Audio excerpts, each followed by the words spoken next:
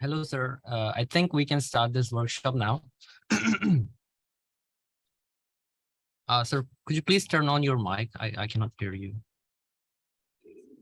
Hello, good afternoon. Good afternoon, sir. Yes.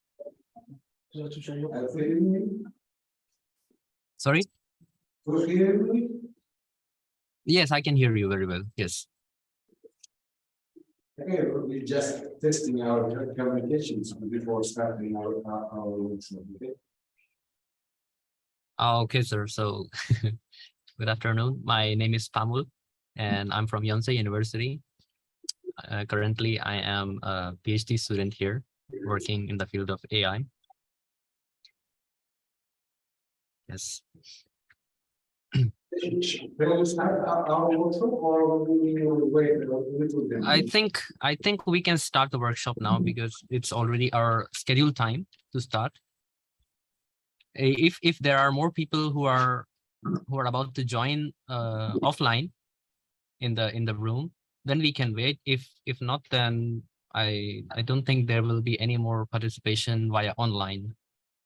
Okay, we can So, start and then they will join us. okay. Yes. So initially it was supposed to start with the talk of our professor, Professor Shiho Kim, but I think right now he's taking lunch. So we will skip him for now, and we will start the presentation with Mr. Jin Hyuk Kim's presentation. So I would like to request you to please play the video presentation of Mr. Jin Hyuk Kim. We have shared the video file presentation of all the speakers. Yonsei University.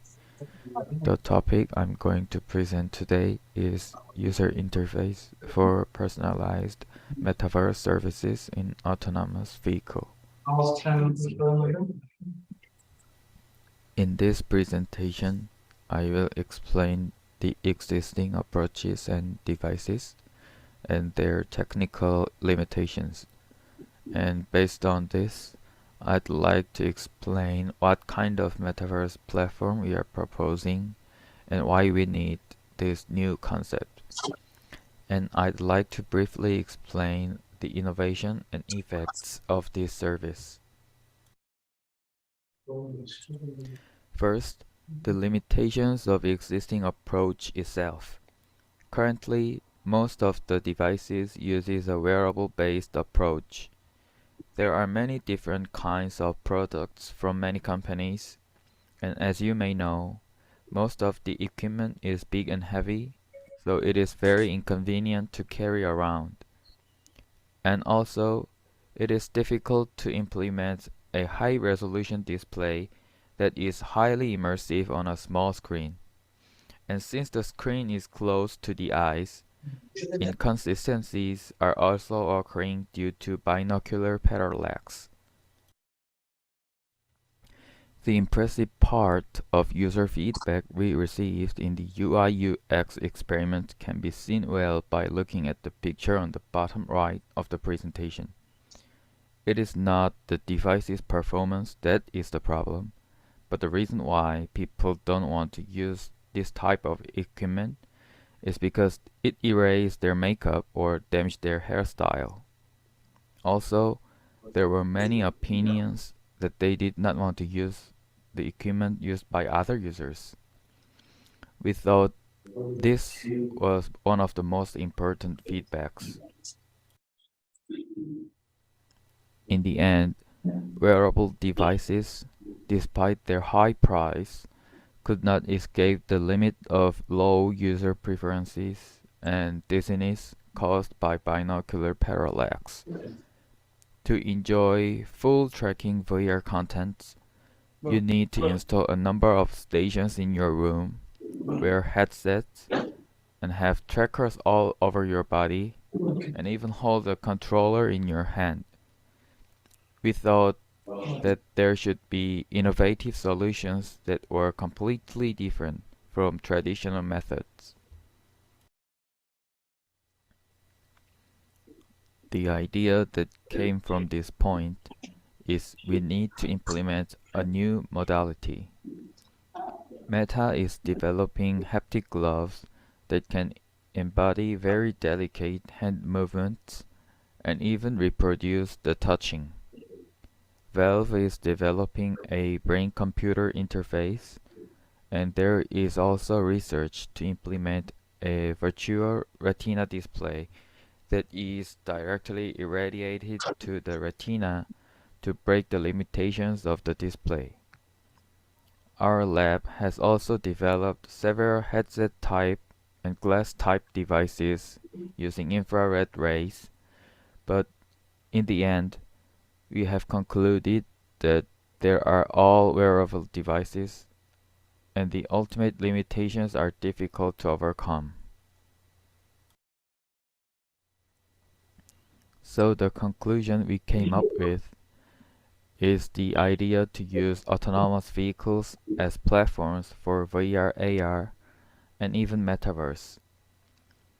The interior of an autonomous vehicle with no driver's seat becomes a space where all the elements can be implemented, such as 360-degree display, stereoscopic sound, and AI cameras recognition technology, and so on. You don't need any separate device, and the user's movement itself becomes a UI UX in this space, creating a free platform environment. This metaverse platform provides personalized, intelligent, ultra-realistic space. You can decorate your own personalized metaverse space without any restrictions. Platform independently stored personalized data in the cloud service allows you to create the environment you want, not only in your own vehicle, but also in any other vehicles or even public transportations. Many cars are mostly parked and have a lot of time that doesn't work as a means of transportation. They are suitable for each user to function as their own distinctive space. Autonomous vehicles are just one example. This platform can be used in a variety of personal spaces, such as public transportations and booths. Currently, there is no popular technology in this regard, but I would like to introduce Omnipod, an autonomous driving concept space recently released by LG. LG's Omnipod is a concept car that provides a kind of living space like a conventional camping car.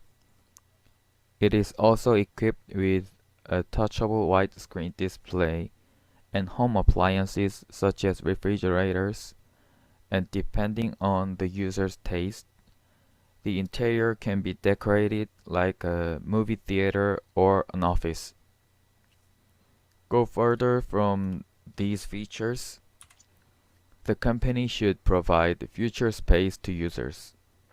The final goal is to provide an ultra-realistic metaverse environment for users by combining key technologies such as 360-degree display and stereoscopic sound with space access to metaverse.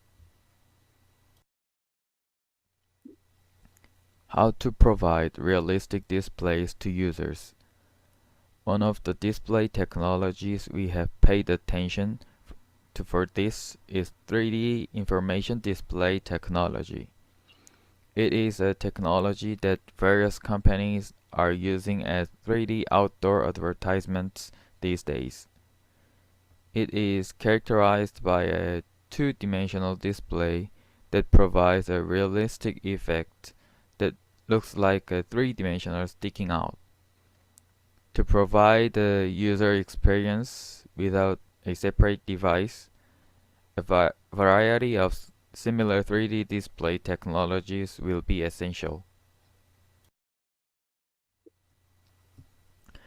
On the right is a future self-driving taxi, an example of a metaverse platform.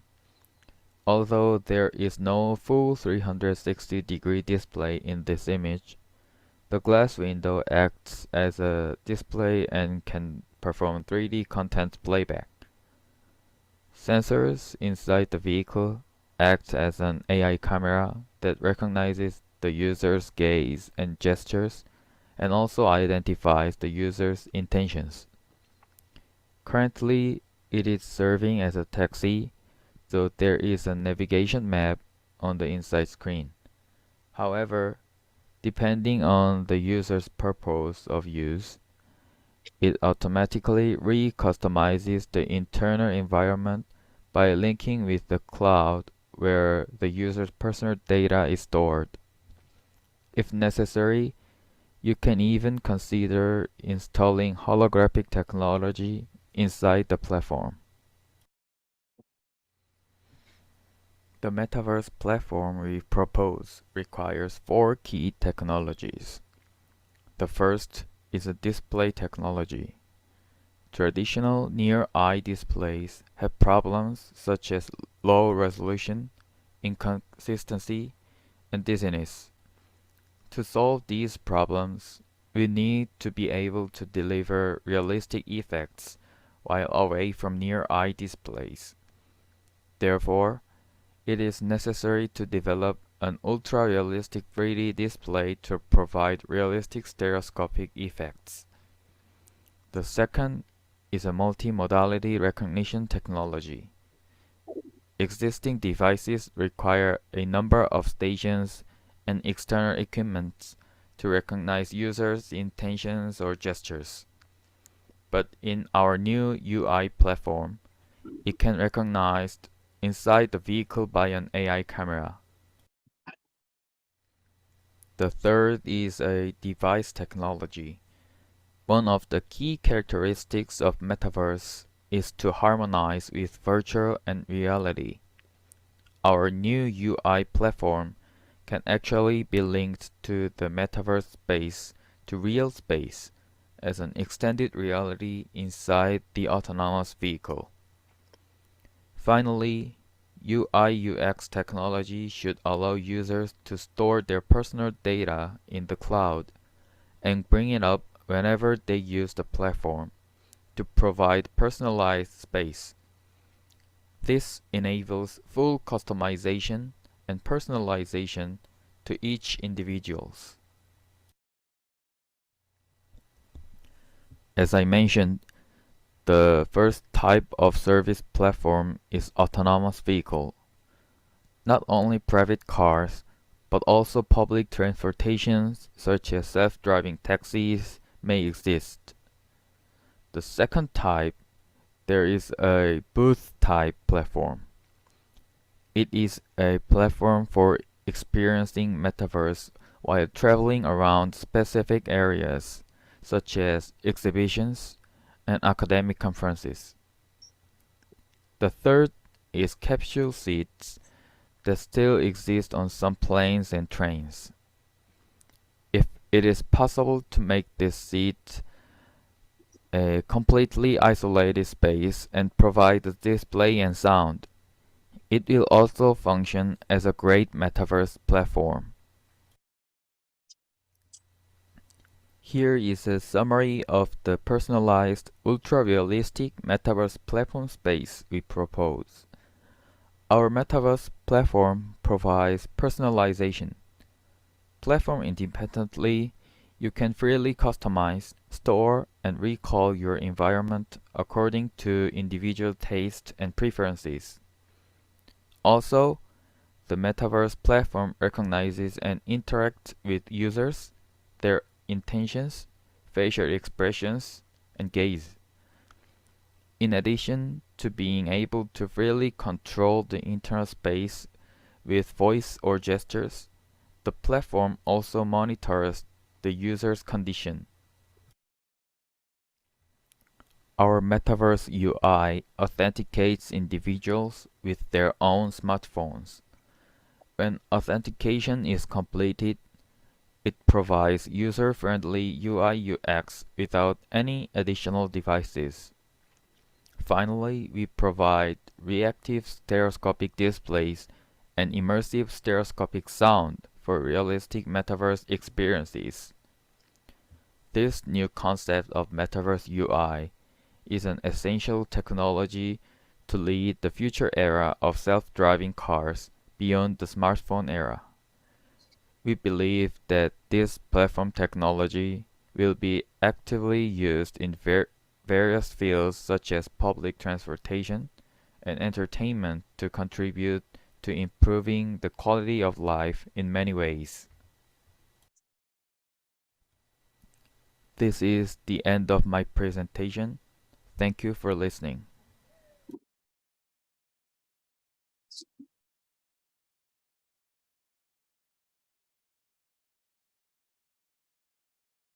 Manu, you hear me? Hello, yes. So, this presentation is the first part of your presentation, right? Right. So you send us the three Yes, we sent you 3 video files in the zip folder, and then you can play the if there are any questions, then people can go ahead and ask the questions first, and then we can move on to the second one. Okay, is there any questions from the presenters or not?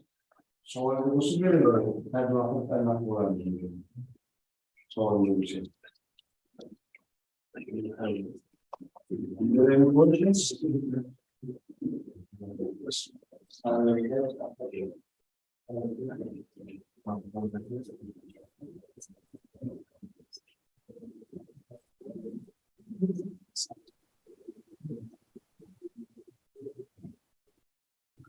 Thank you, Mr. Hamel. If there is no questions, I will start with your second presentation. Okay, yes, thank you.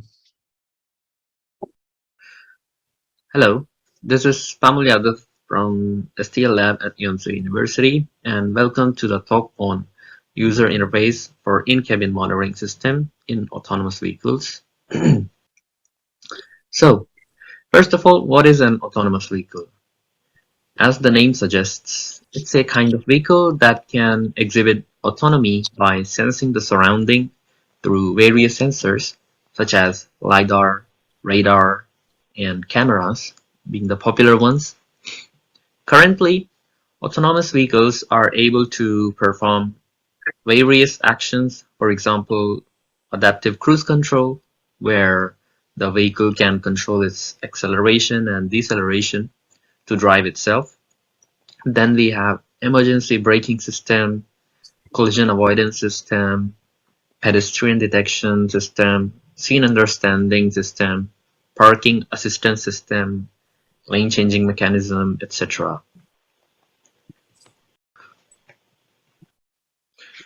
Automotive industry experts generally categorize the levels of autonomy ranging from 0 to 5. As we see in the picture on the left, starting with level 0, which is basically the human-driven vehicle, the goal is to move towards level 5, where no driver is required whatsoever to control the vehicle. In between, there's a spectrum of autonomy where different kinds of tasks might require human intervention, such as steering, traffic supervision, emergency takeover, etc. Autonomous vehicle industry is a rapidly growing industry and has gained huge momentum ever since the advent of deep learning era, heavily benefiting from the tremendous progress in the areas of computer vision, machine learning, and the availability of big data. Thanks to the democratization of AI field, we are seeing various companies, including many startups, working towards achieving the level 5 autonomy. And it is generally predicted that autonomous vehicle industry would be able to achieve level 4 or 5 by the year 2030. Now, let's fast forward ourselves to the year 2030 and imagine how our cars change. It is highly desirable that for public and shared vehicles, for the purposes of ride sharing and carpooling services, to be fully autonomous. The high levels of autonomous driving reduce the risk of fatality and the stress of daily commute driving. In addition, it could provide extra time for luxury and would be providing stress-free transportation experiences to the passengers in their daily commute. Also, it removes the necessity of the person in charge inside the vehicle, which is the driver in the car. Since passengers in such shared public vehicles will likely be strangers to each other, it enforces an inevitable necessity of a monitoring system inside the cabin of the car. Such a system should play an important role in monitoring the safety of the passengers inside a vehicle. In-cabin monitoring in level 4 and level 5 autonomous vehicles should intend for the safety and security of the occupants of the vehicle, that is the passengers. The safety of each occupant implies their physical protection, especially. On the other hand, the security of occupants indicates their information protection. Moreover, the safety of a vehicle is meant for protection from its misuse, damage, and exploitation. Issues of in-cabin monitoring in autonomous vehicles are broadly categorized as shown in the picture on the right here.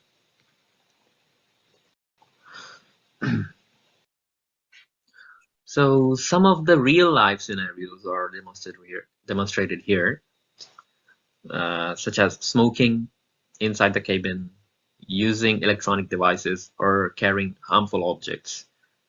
This kind of monitoring not only reveals the true intention of the passengers, but also their real identity. Privacy is an important concern of public monitoring systems. To secure personal information, several countries have imposed severe restrictions on facial recognition techniques in public.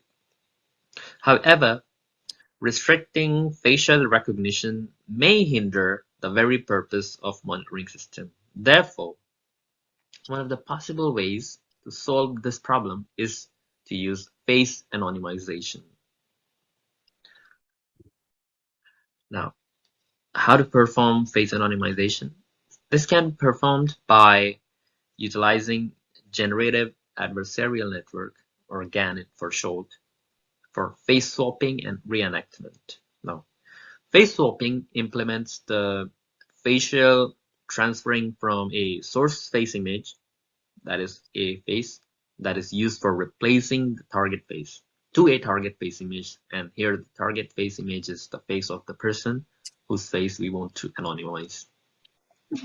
Using the GAN-generated virtual human faces as the source image ensures more reliable anonymization. Because preservation of the facial attributes of the target image, such as facial expression, head pose, illumination, background, etc., they're of utmost importance. To do so, proper superimposition of the facial landmarks of both the source and target faces is essential. Since perfect anonymization is essential to preserve the intent and emotion of the face on the face swapped face, this process may require a sequence of GANs, that is the generative adversarial networks, to obtain the perfect anonymized face. These GANs perform facial reenactment and segmentation, facial inpainting, and facial blending for realistic facial swapping, as we can see these stages in the picture shown above.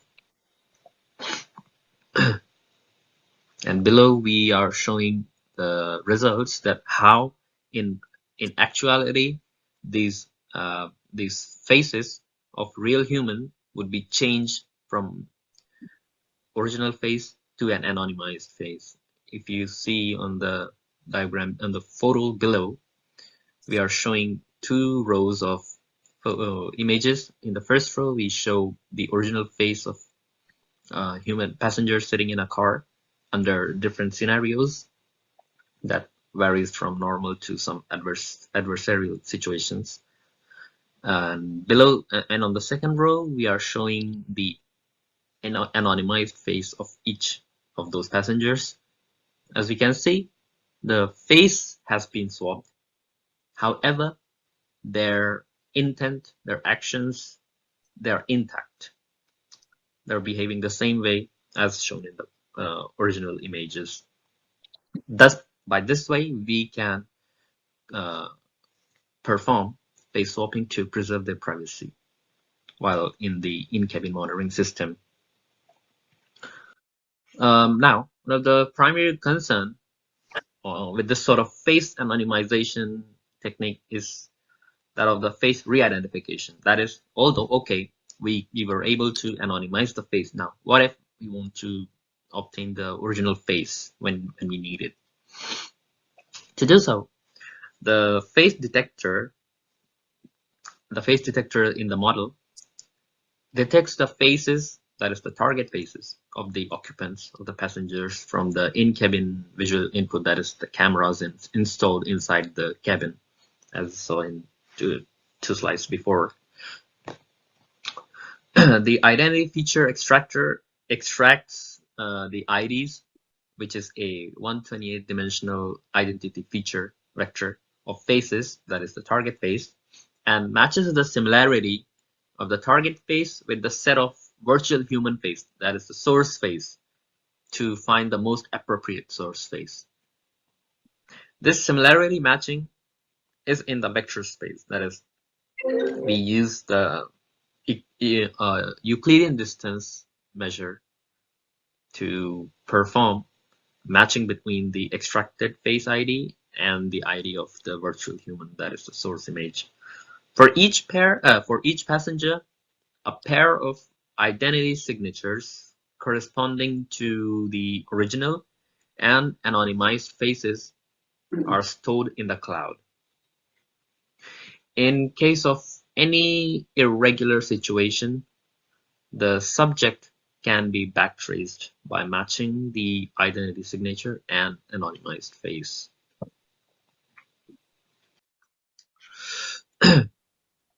Well, with this privacy-preserving in-cabin monitoring system, we can foresee the development of simple yet crucial interfaces for autonomous vehicles. As an example, assume that a passenger enters an autonomous taxi. On entering, the passenger is provided with a UI in the form of a touch screen with display having a message that in order to start the ride, the passenger must give the permission for in-cabin monitoring with face anonymization.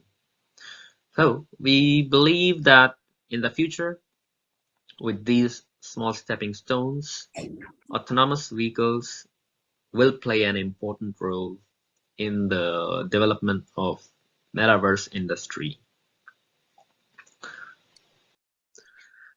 Thank you all for listening, and please feel free to ask if you have any questions. Thank you.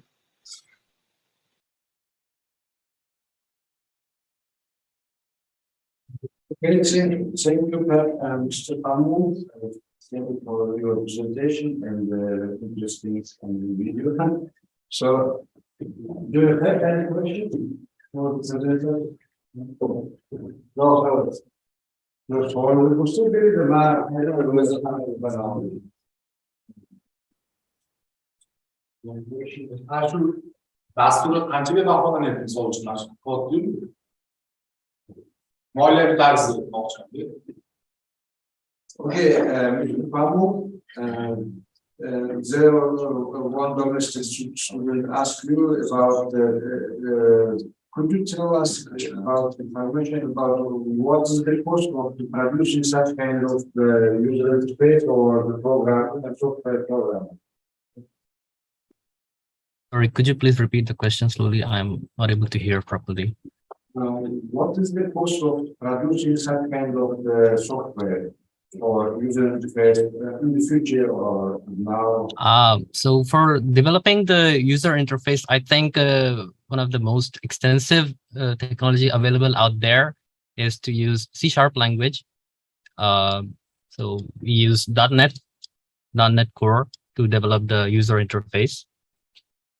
And not just that, I think nowadays even the web-based UI technologies such as React-based or mostly JavaScript-based UI frameworks can be used as well to develop this kind of user interfaces. Is there any already created software for such kind of for future taxi or not? Well, right now, in my knowledge, I don't think such kind of software exists yet, but this is an ongoing area of research. So we believe that in future, there will be many more such technologies available for development of these kind of UIs. Okay, thank you. Okay,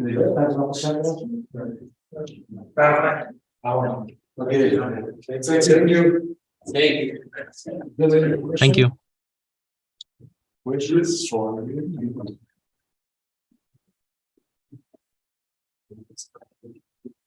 no, I will start your first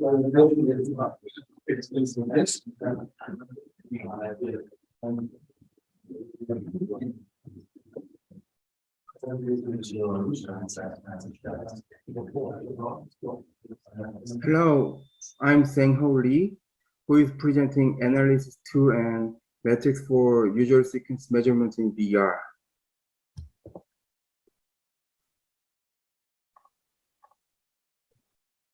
The table of content is as follows. First, let's talk about the overview.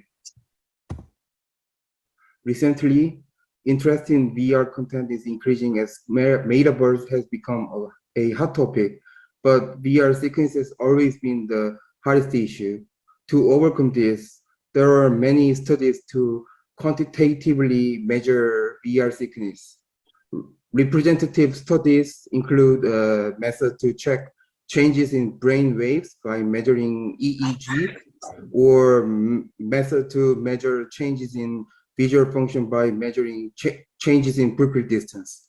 However, these previous studies can only be measured where dedicated equipment and environment are provided. So their scalability was poor, and although it is meaningful to quantitatively determine whether or not a person causes dizziness, it is limited to find out what triggers there are in the content.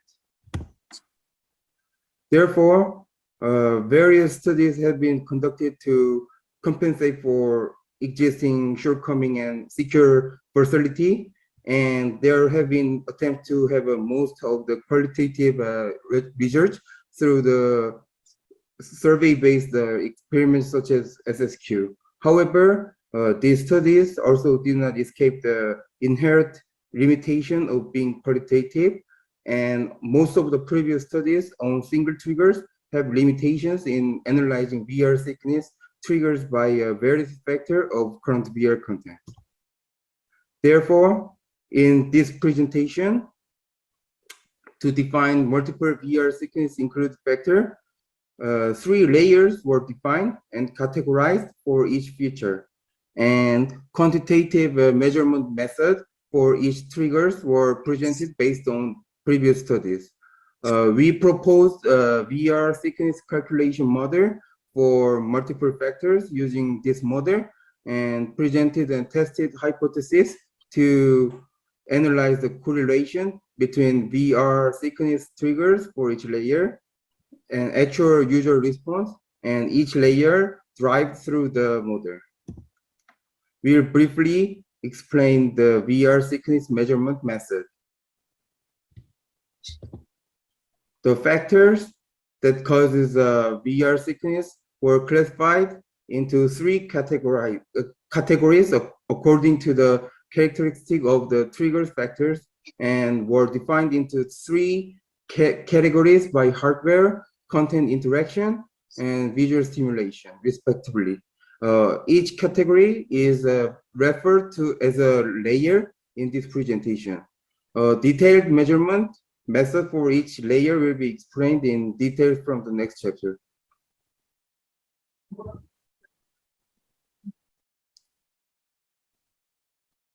First, let's talk about the hardware layer we define as layer 1. Layer 1 is VR sequence triggers that are manifested based on hardware setting and performance. There are a total of 6 such trigger vectors, such as eye-based measurement, latency, VSync, and 4D motion chair-based content, and motion-based inconsistency. For each, I did not conduct research them by myself, but cited the previous studies by other researchers. So please refer them if you are interested. As you can see in this presentation, in the VR environment, it goes through the several stages from sensing the actual motion to rendering it to the content. Most of the elements in layer 1 are the factors that cause the VR sequence in each stage of this kind of a process. Layer 2 defines triggers relative to the content interaction and can be viewed as a trigger for VR sequence caused by a fast virtual object or for first-person VR camera movement within the content. Factors such as first and third-person velocity and acceleration, the direction between the camera and the moving object, and periodic head movement that move periodically exist for these factors. Layer 3 is the layer by the visual stimulus, and it deals with the VR sequence triggers which are caused by the difference in focusing the human eye in the real physical movement environment and focusing in the VR environment. Next, we will explain the quantitative VR sequence evaluation model. Each single element is first calculated for each layer tied to each characteristic. All of the single elements are described in table 3, and score evaluation for one layer determines whether the element in each layer in the ice frame are within the normal range and derives the value greater than 0 if it is a normal and 0 if it is an abnormal. When the calculation for each element for one layer is completed in this way, the mean of score, which is MOS, is obtained, and the score for the single layer is calculated. By deriving values for each layer in this way, MOS for each of the 3 layers are derived. When the score calculation for each layer is completed, weighted MOS is obtained for each layer score, and overall score for one content is obtained. The calculation method is as shown in the figure on the right. Let's explain about the experiment. In order to proceed with the experiment, we need to profile the play data of the entire VR content. So we developed and used the Groove Mouse Kit, a dedicated toolkit that supports this kind of actions. Using this tool, all play data in VR game are collected, and the data is converted into the raw data through Excel or just etc. files and analyzed. At the same time, the content video is collected by synchronizing with the frame counter to assist the analysis of the values in the measurement data. A detailed description of this implementation of the tool will be omitted for the sake of time. This is the running example of the GRU Mosquito toolkit. And this is an example of an Excel file that appears when extracting actual data and automatic summary of the analysis result. Let's explain the experimental scenario. First of all, we have a 56 content used for the sample for all VR content of alpha or beta test version that were just before actual commercialization. And the subject first extracts the sample data for the experiment from the VR content using GRU Mosquito. And then while playing the game corresponding to one level, the entire play data is extracted through the program. If there is a content play that's longer than 10 minutes, then it is allowed to play up to 10 minutes.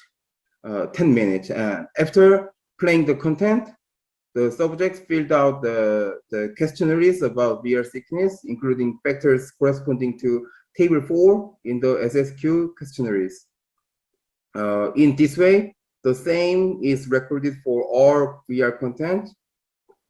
And then using the play data, play video, and SSQ result, we score for each trigger factor, the score for each layer, and the total scores are calculated. Correlate with scores calculated using this model.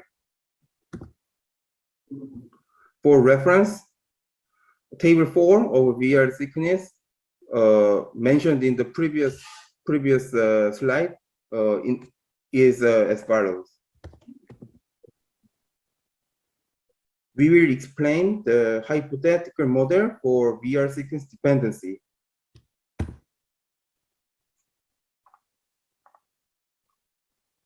We presented the hypothetical model for the pyramid-shaped VR sequence dependency as follows. I thought that the hardware issue was the most dominant, and on the top of there was a content interaction, and on the top of that there was a visual stimulus.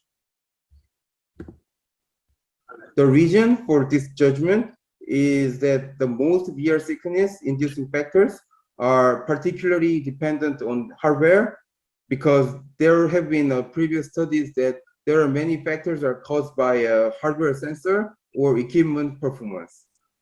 This was because the solution was quantitatively, because the normal value had always been presented. For example, there was a guide that field of view, which is FOV, should be less than 110 degrees, and there were quantitative figures for the normal range of 60 for the normal and 90 FPS for PC.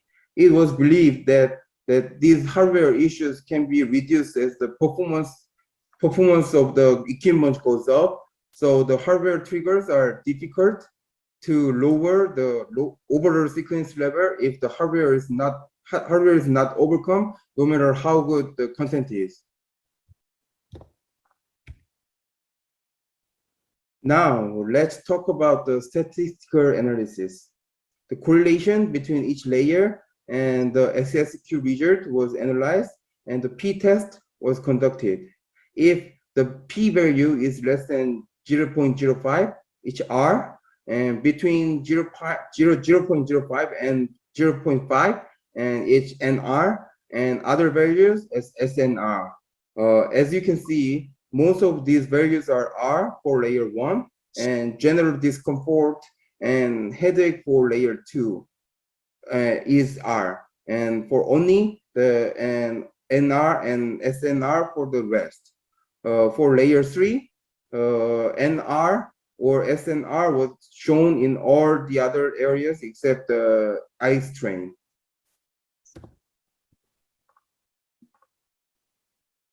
Also, the general VR sequence level when looking at the layer 1, mean and standard deviation values of the entire play data It has a wide distribution value from the average value and show that it's significant.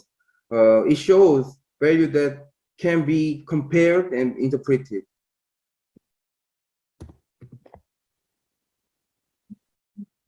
Here is analysis for the result. For two tests with the pre and post-inducing VR sequence factors in layer 1, improved SSQ scores were also answered.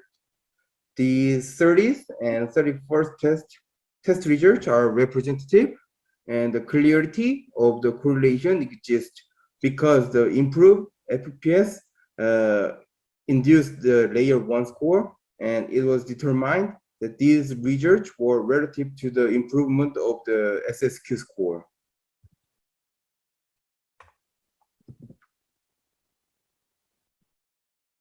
This is an actual play video of 30th and 31st test.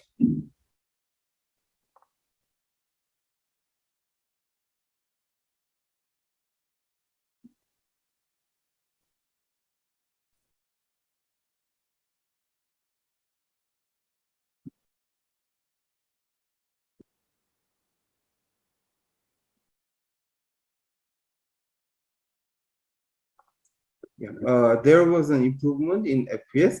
Compare left, which is a pre-inducing, and right, which is a post-inducing VR sequences. For layer 2, we found a clear correlation with layer 1. And looking at 18th test results, the layer 1 recorded 92.2 points, and the layer 2 recorded the lowest score of 77.1. You can see the response with the content. As such, it can be judged that the hardware triggers of the layer 1 and the content interaction factors of layer 2 are dependent. The play video of the 18th test content is as follows.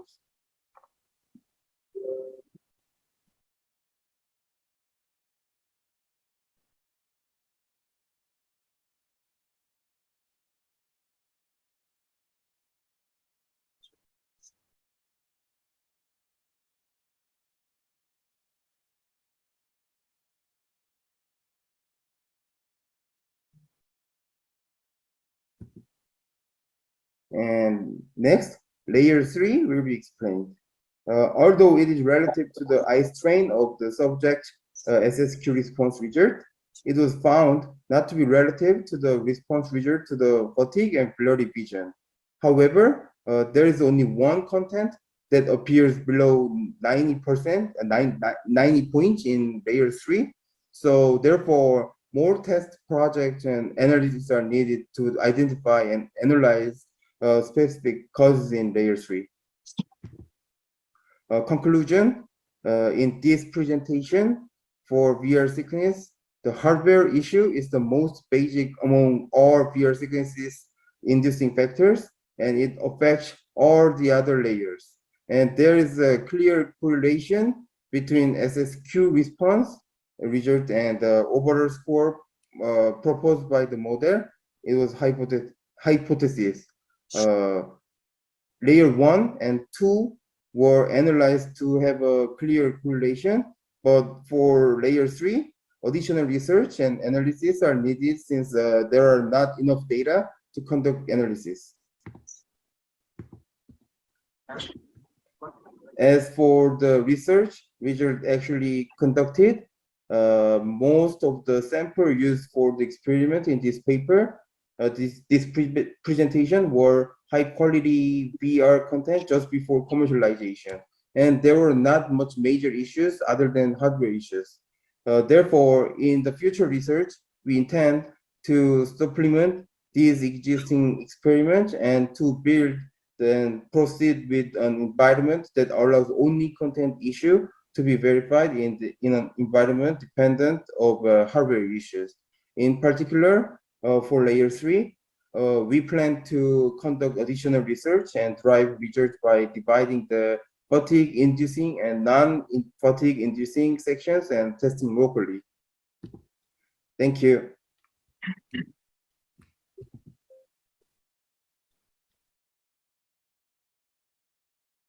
Any questions? However, from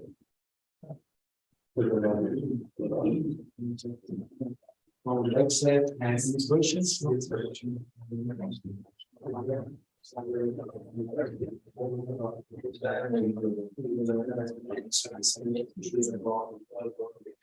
Mr. Bambo, Yes. you already watched your videos or videos for the general or Actually, so one last presentation is also remaining, the one that is of our professor. I shared that video file as well via email. So I think you have downloaded that one. you will send us. Yes. I replied to that same email before, the one that I sent all the 3 videos. So you can find there. Video or the presentation? Yes, it's a video. Yes. It's not blockchain, yes? Yeah, right. It's about blockchain. Yes, that's right. This is the correct one. Yes. I start the video. Welcome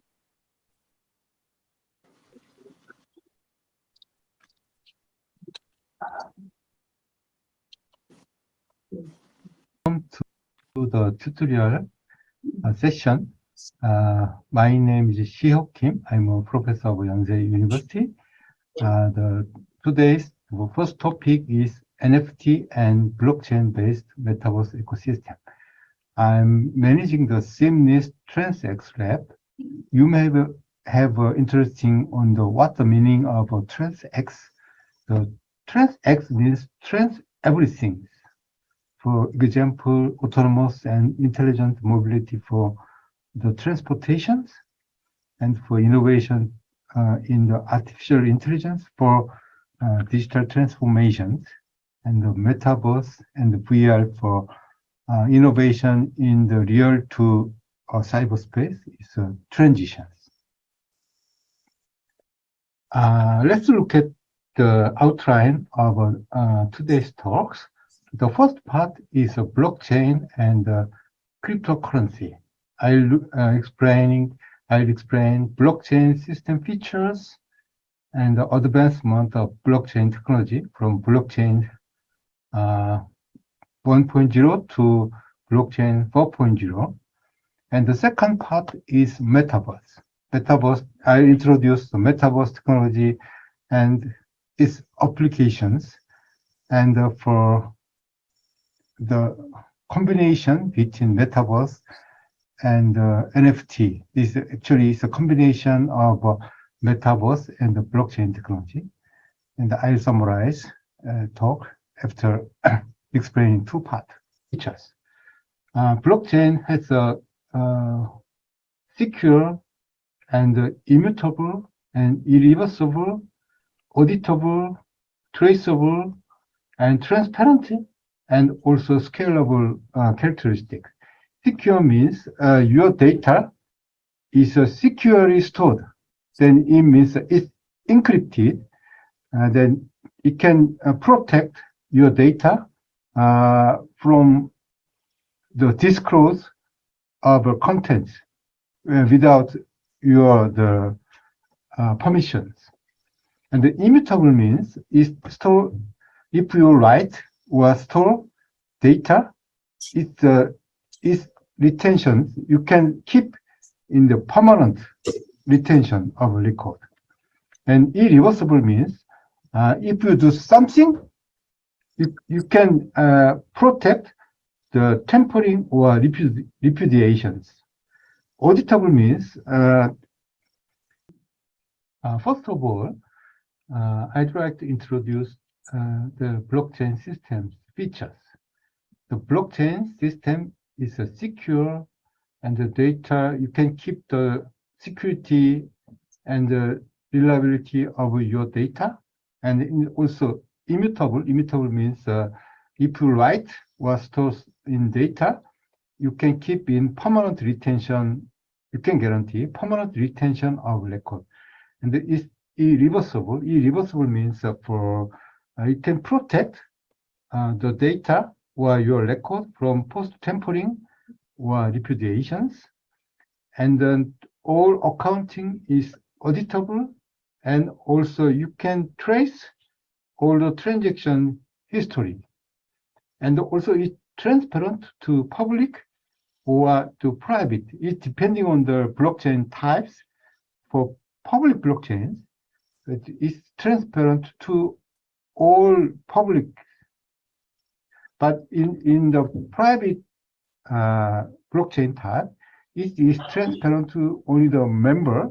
You can access to the member can access to the traditional ID and password protections, and it's also scalable. Scalable means that there are two kinds of scalability. One is for the capacity is extending infinitely, and then the other aspect is a temporal scalability.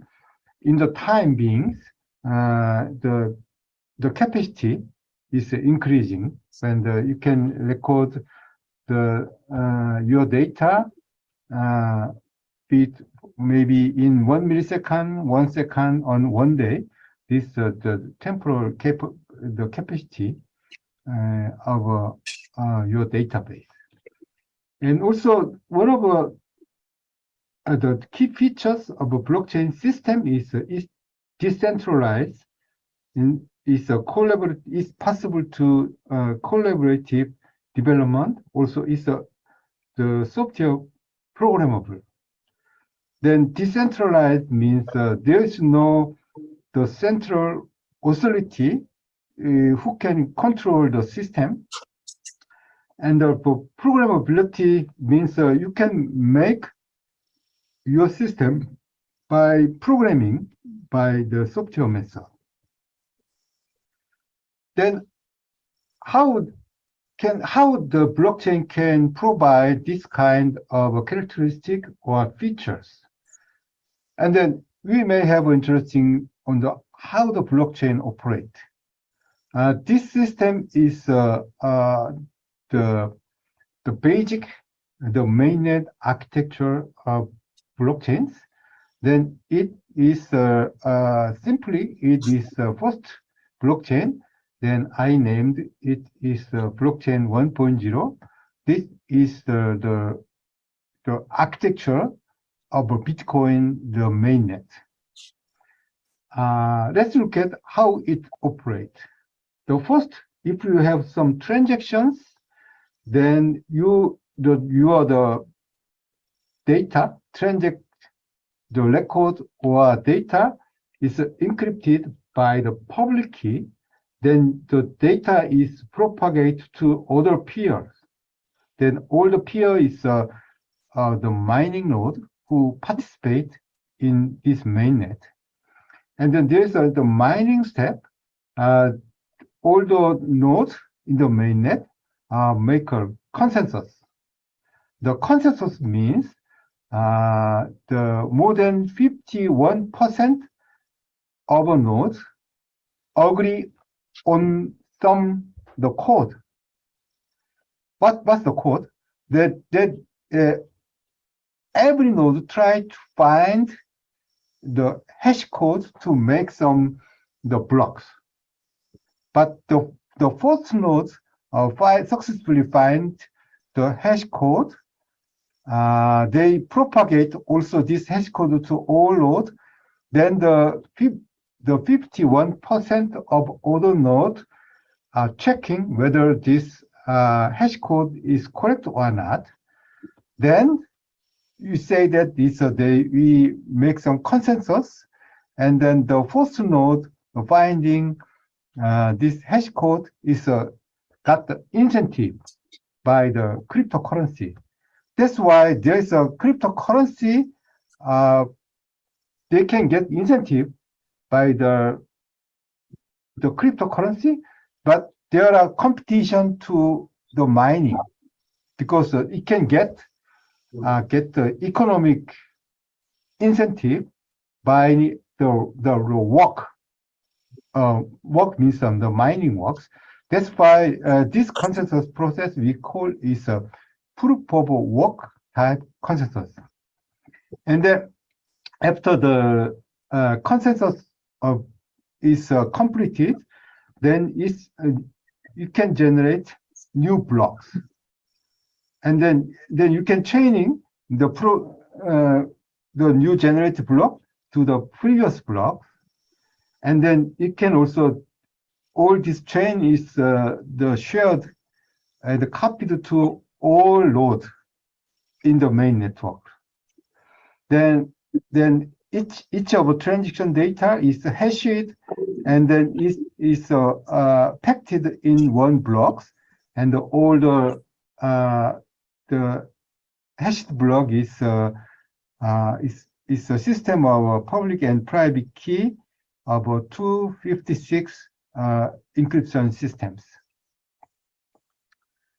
Then let's summarize how blockchain works. With the basic assumption is all participants are greedy and selfish. They work not for others. They work for their own the gains, their own benefit. Then, but it works for because all the node is greed and selfish. We can make some consensus by algorithm, like proof of work or POS and other POA like this one. And then there's a distributed ledger system.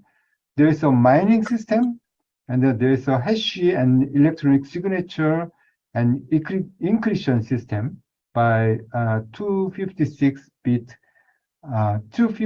byte the hash algorithms. There's a fork.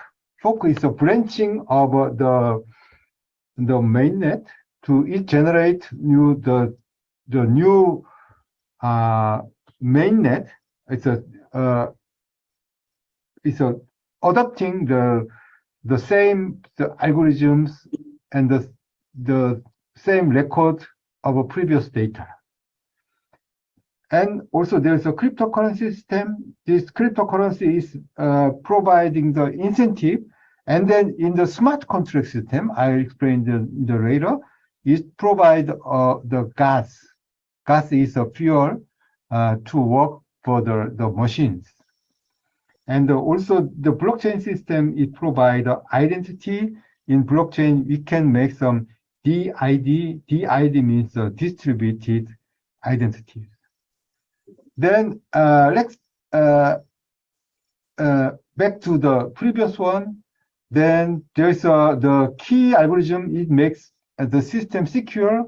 There is a record on the distributed ledger, and the training of all the data. It makes an immutable and irreversible database.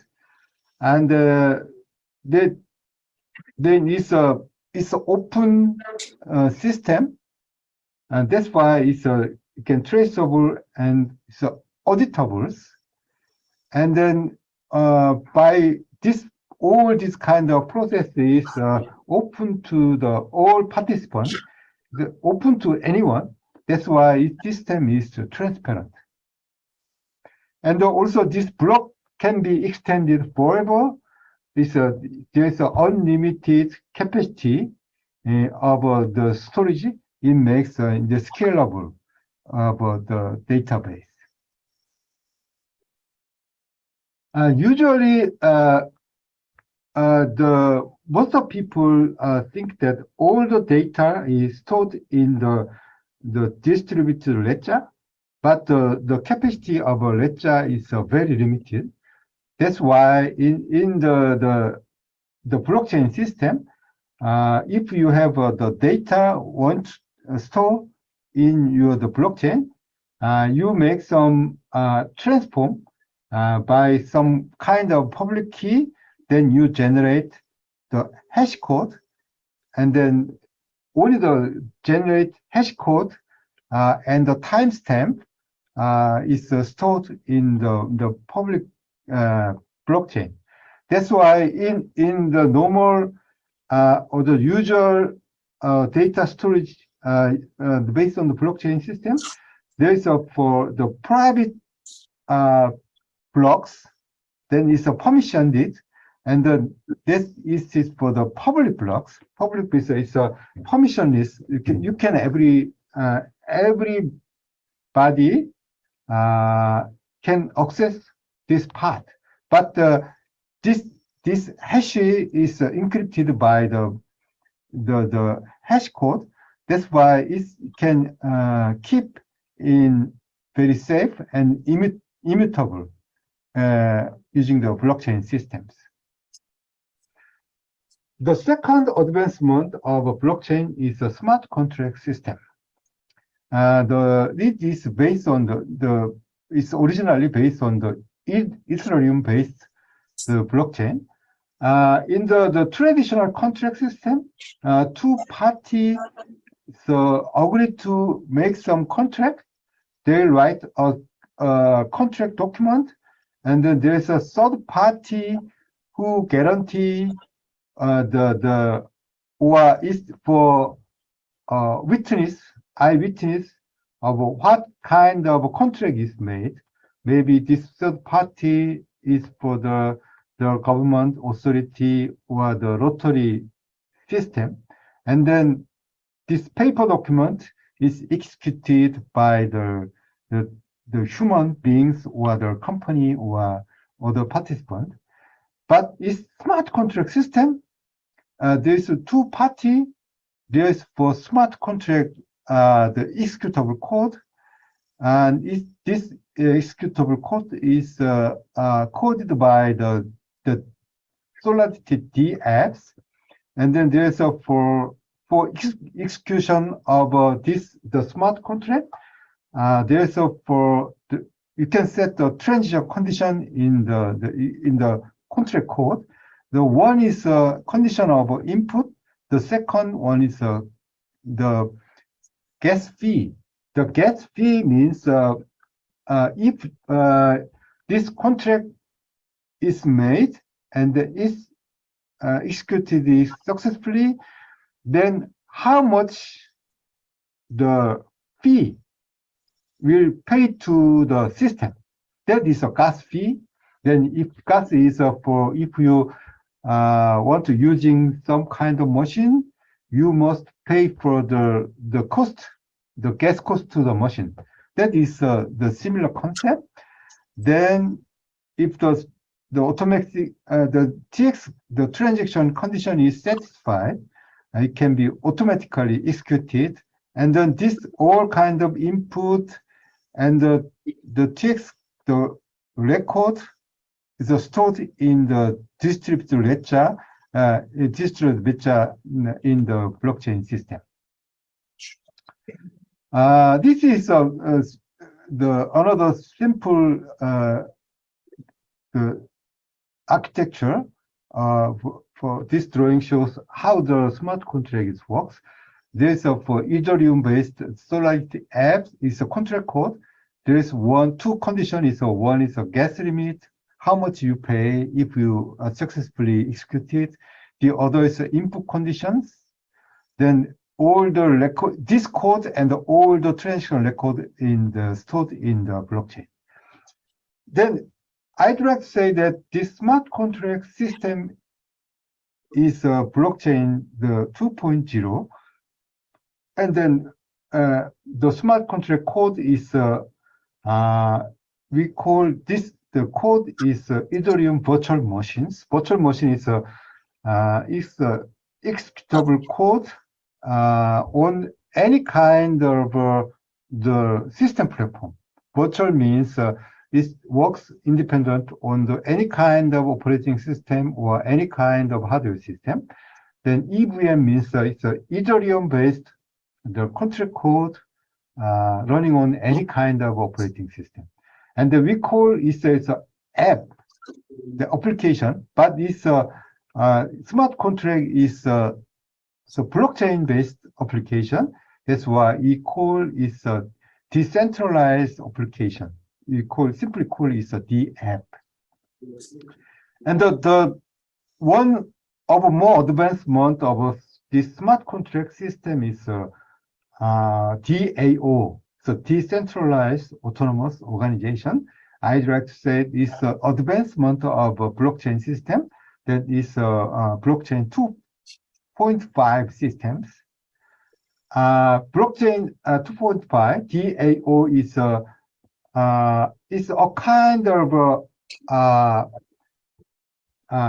the platform, software platform.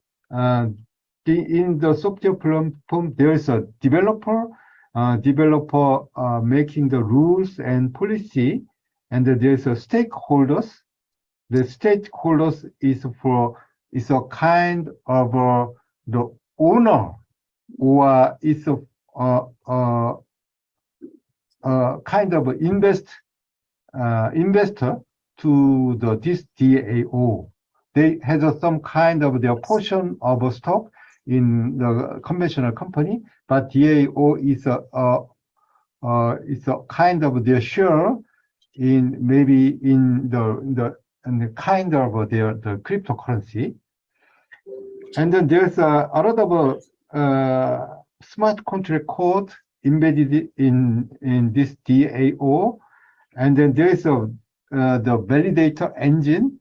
It checks whether it's executed safely or correctly on the input or the demand from each users. Each users access to each user must have the wallet to access to this DAO. This DAO is the blockchain-based the decentralized system. It's raising up the crypto currency economy. It's DAO is a kind of independent the automatic the working blocks is a kind of a functioning block. It can replace the traditional bank, traditional office, the traditional the publication, any kind of a traditional the institute of a functional unit. In the beginning, this DAO is based on the Ethereum-based the smart contract system, but after the successful introduction of Ethereum-based the system, there are other alternative systems.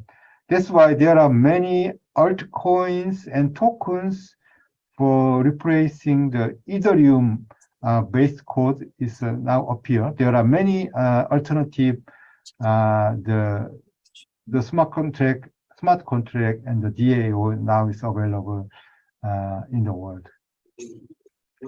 Also, there's a new invention of a blockchain is NFT.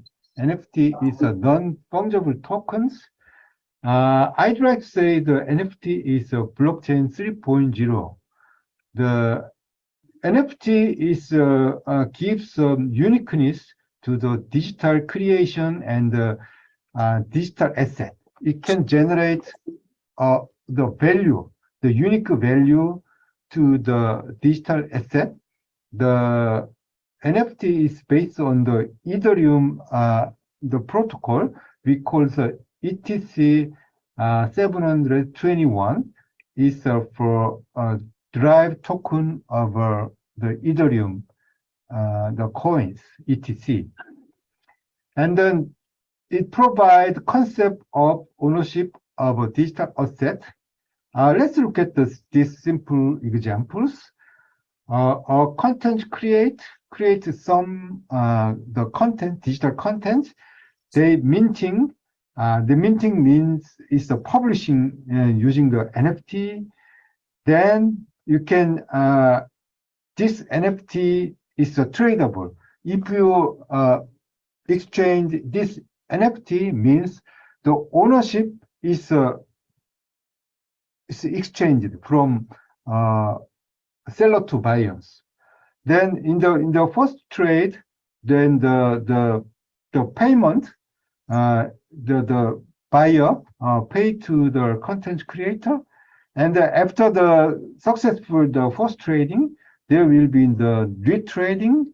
Then the buyer at the retrading, it can the buyer automatically paying some part of the money to the original creator by the smart contract system. The NFT makes this kind of trade the available is possible in through the DAO in the cyberspace. This can make some kind of automatic transaction, safe and automatic transaction in cyberspace. And then the blockchain is more advanced, and then I'd like to say that the Internet of Blockchain is the generation of blockchain 4.0. The currently introduced in the first part of this lecture, I introduced the mainnet based on the POW, proof of work consensus algorithm. But the blockchain 4.0 is the consensus by the proof of stakeholder. It can make some very fast transaction because we don't need to find the hash code for making some new block. This is simply the stakeholder only agree to making new blocks. Then it can speed up the consensus, and also it can reduce the electric energy to operating the server to make some the calculation for solving the hash code. And then also the Internet of Blockchain, there is you can provide a hybrid of the different mainnet. Is combining the different mainnet by this kind of the serial combination, or it can make this kind of a hierarchical the combination. That's why it can solve the scalability and the real time and the power consumption issue of the consensus of a blockchain 1.1 system, and it can provide to link with heterogeneous public and private blockchains. For example, one is the Bitcoin based the mainnet. The other is for the Ethereum based mainnet. By the blockchain, you can combine two net in the internet based. Then also you can make some stacking different rate, and then you can run some of a blockchain based application on top of the internet based on the stacking of the hybrid blocks. And then we need to validate for validator is for checking the consensus is valid or not. Then instead of the mining node, the validator replace the mining node in the blockchain 1.0. Okay, then let's talk about the metaverse in the part 2. Before the metaverse age, there's a VR, AR, and the MR. The VR is aiming to providing immersive illusion of sensory organs. The AR is augmented reality, is for superimposing the cyberspace on the physical world. And the MR is a mixed reality. It's a merge real space and the virtual space. And it also providing a way to interact interaction using the wearable device. The metaverse is a combination, the conjunction of the VR, AR, and the MR technologies. For the metaverse, the applications, we can say that there are four metaverse service types. One is the VR games, and the virtual world realist games for sandbox or decentralized land. And there is for VR event or Gepetto or Minecraft like this. And there's AR or MR, the games, the Pokemon Go like the AR games, and there's for the simulations for the furniture, the placement simulator of IKEA or the Microsoft HoloLens is this kind of the class categories. And then there's a mirror world. The mirror world is the cyber earth virtual physical games, adding the physical reality information to the virtual world. And the live logging is for the wearable watch. The Facebook 360 is storing the live information in the virtual space. There are a lot of type of digital asset used in the various of metaverse service. There's a cash equivalent, the asset. There's a digital item in the games and avatars. And the real asset is a financial asset. For this, for digitalized the physical asset, real estate, the antiques, the digital financial asset like this. In the virtual asset, there's an intellectual property, and then there's a data or data related from the data space or the log data, personal profile, and all this kind of thing is asset in the physical or some kind of the virtual asset. By applying the NFT, we can tokenizing all this kind of asset to some NFT or other the crypto tokens. Then NFT is for tokenizing your asset.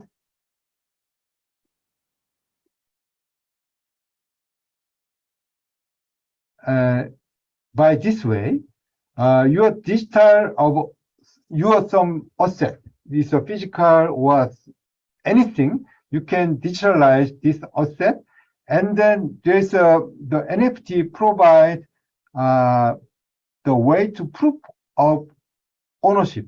That's why the digitalization plus proof of ownership provide the way to prove ownership of any kind of a digital object.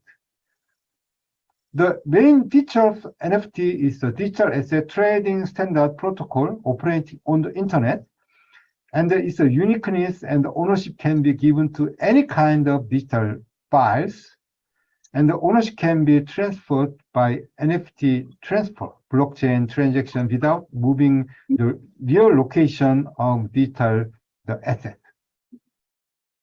Okay, let's look at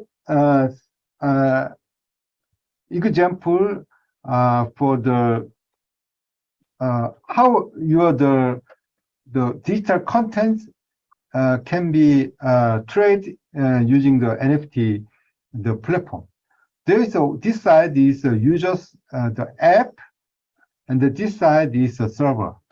The NFT owner or create they minting the contents. The content is stored in this server. Then by minting these contents to the NFT, there is you can make some NFT registry. Then there's for the automatic the contract when you make some when you register your content to the NFT, then you can verify your ownership by the automatically verified by ownership, thanks to the NFT. Then in the storage file, there's an internal storage. Maybe there's an external storage. The actual your data in the stored in this server, that on your app. Then there's a blockchain consensus node. For there are many types of different types of blockchain system. You can record the trading history in the blockchain. When you buy the NFT, then the ownership, your transport, or you can check you have ownership on the contents. Then you recreate your ownership by this one. That's why the DApps only very right. Then there's a way to link to the main server.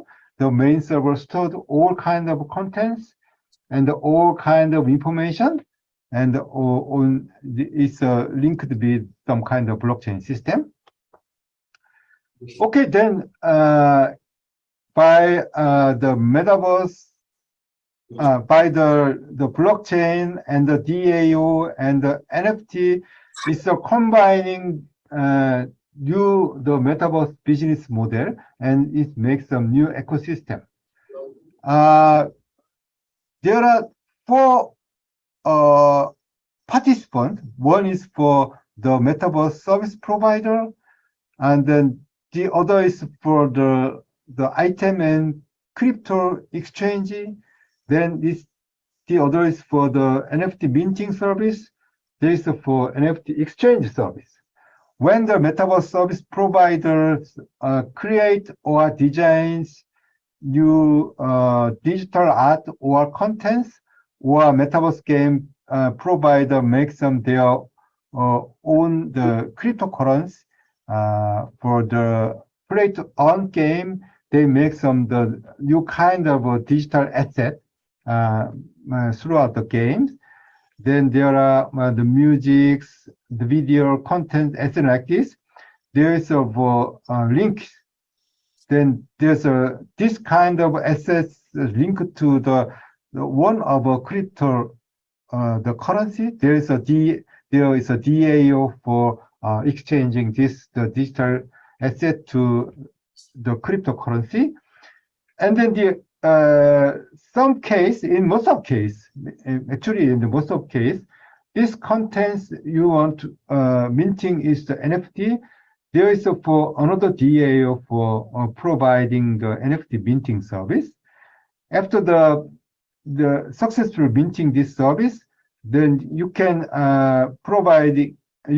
using this content in the many of the metaverse platform, VR, AR, the mirror world, on the live logging service. And then you can trade your asset to the NFT exchange. This is another DAO. There is for NFT content trading, the service. One is for trading platform. The other is for auction platform. You can trade by the normal trading, or you can you can sell or buy throughout the kind of auction platform. That's why for the metaverse, the business, this is for big ecosystem. It's a combination of blockchains and the smart contract, DAO, and NFT, and the others, the cooperation with many kind of DAO. This is easy. You can show it's a future of. I briefly look at the business models of tokens and the coins, and the NFT enables the economics of contents, games, and the virtual space, while technically enable digital asset to be unique and verified by ownership. The combinations of NFT and metaverse is opening up new cyber economy by providing technological stability for decentralized ownership and transaction in the digital age. Although NFT can technically verify ownership, it has been legally incomplete until now. That's why there are a lot of opportunity in the future, in the technical way, the business way, also legally stable way. There are many participants, in engineers, businessmen, and also the government, and also some case in the part of attorneys for legally make the support to us for the future cyberspace trading system.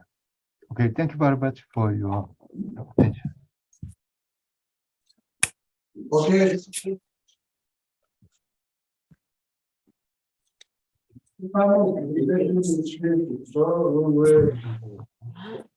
was at a question about where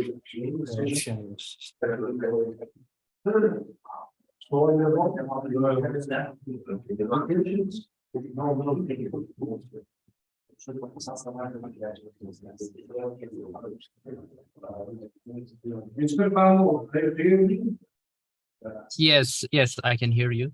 Yes. We don't have any questions and thank you for your participations and Okay, yes. Thank you for your time. It was great interacting and presenting with everyone. This is Shin Kim, and I would like to say getting many new results in your research. Okay, thank you. Thank you so much. Thank you.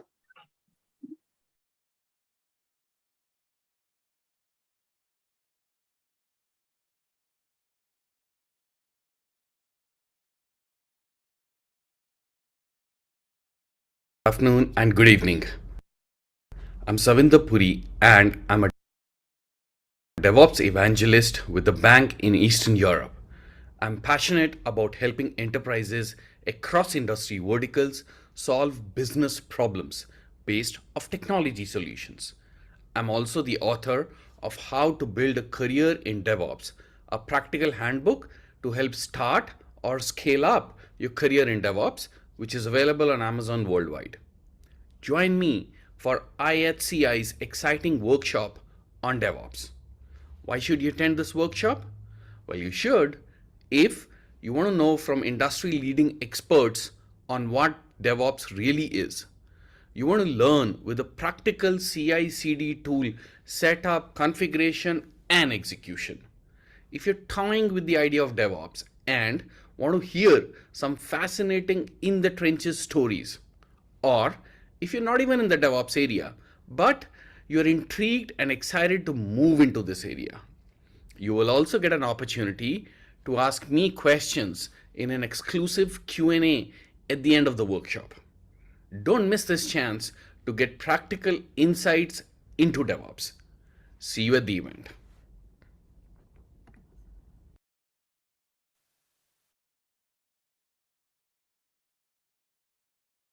Hey there! In this video, I'm going to show you how to make your way around this online course. What you're looking at here is the course player. Yours might look a little different than mine here. Your instructor has probably customized this to make sure that you have the best learning experience. On the left here, you can see all the lessons in this course. You can open and close chapters, and click on lessons to view them.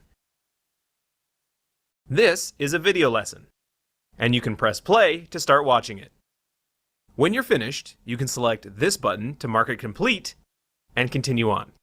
Your overall progress in this course is here. There are lesson options in this part of the course player, and you can join in discussions if your instructor has them enabled for this course. Leave a post or reply to a thread to join the conversation. You can get back to your student dashboard and account settings by selecting this button. That's all for now. Happy learning!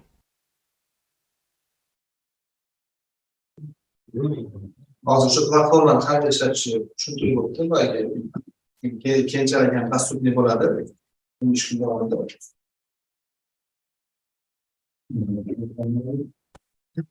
Yani bir de Hello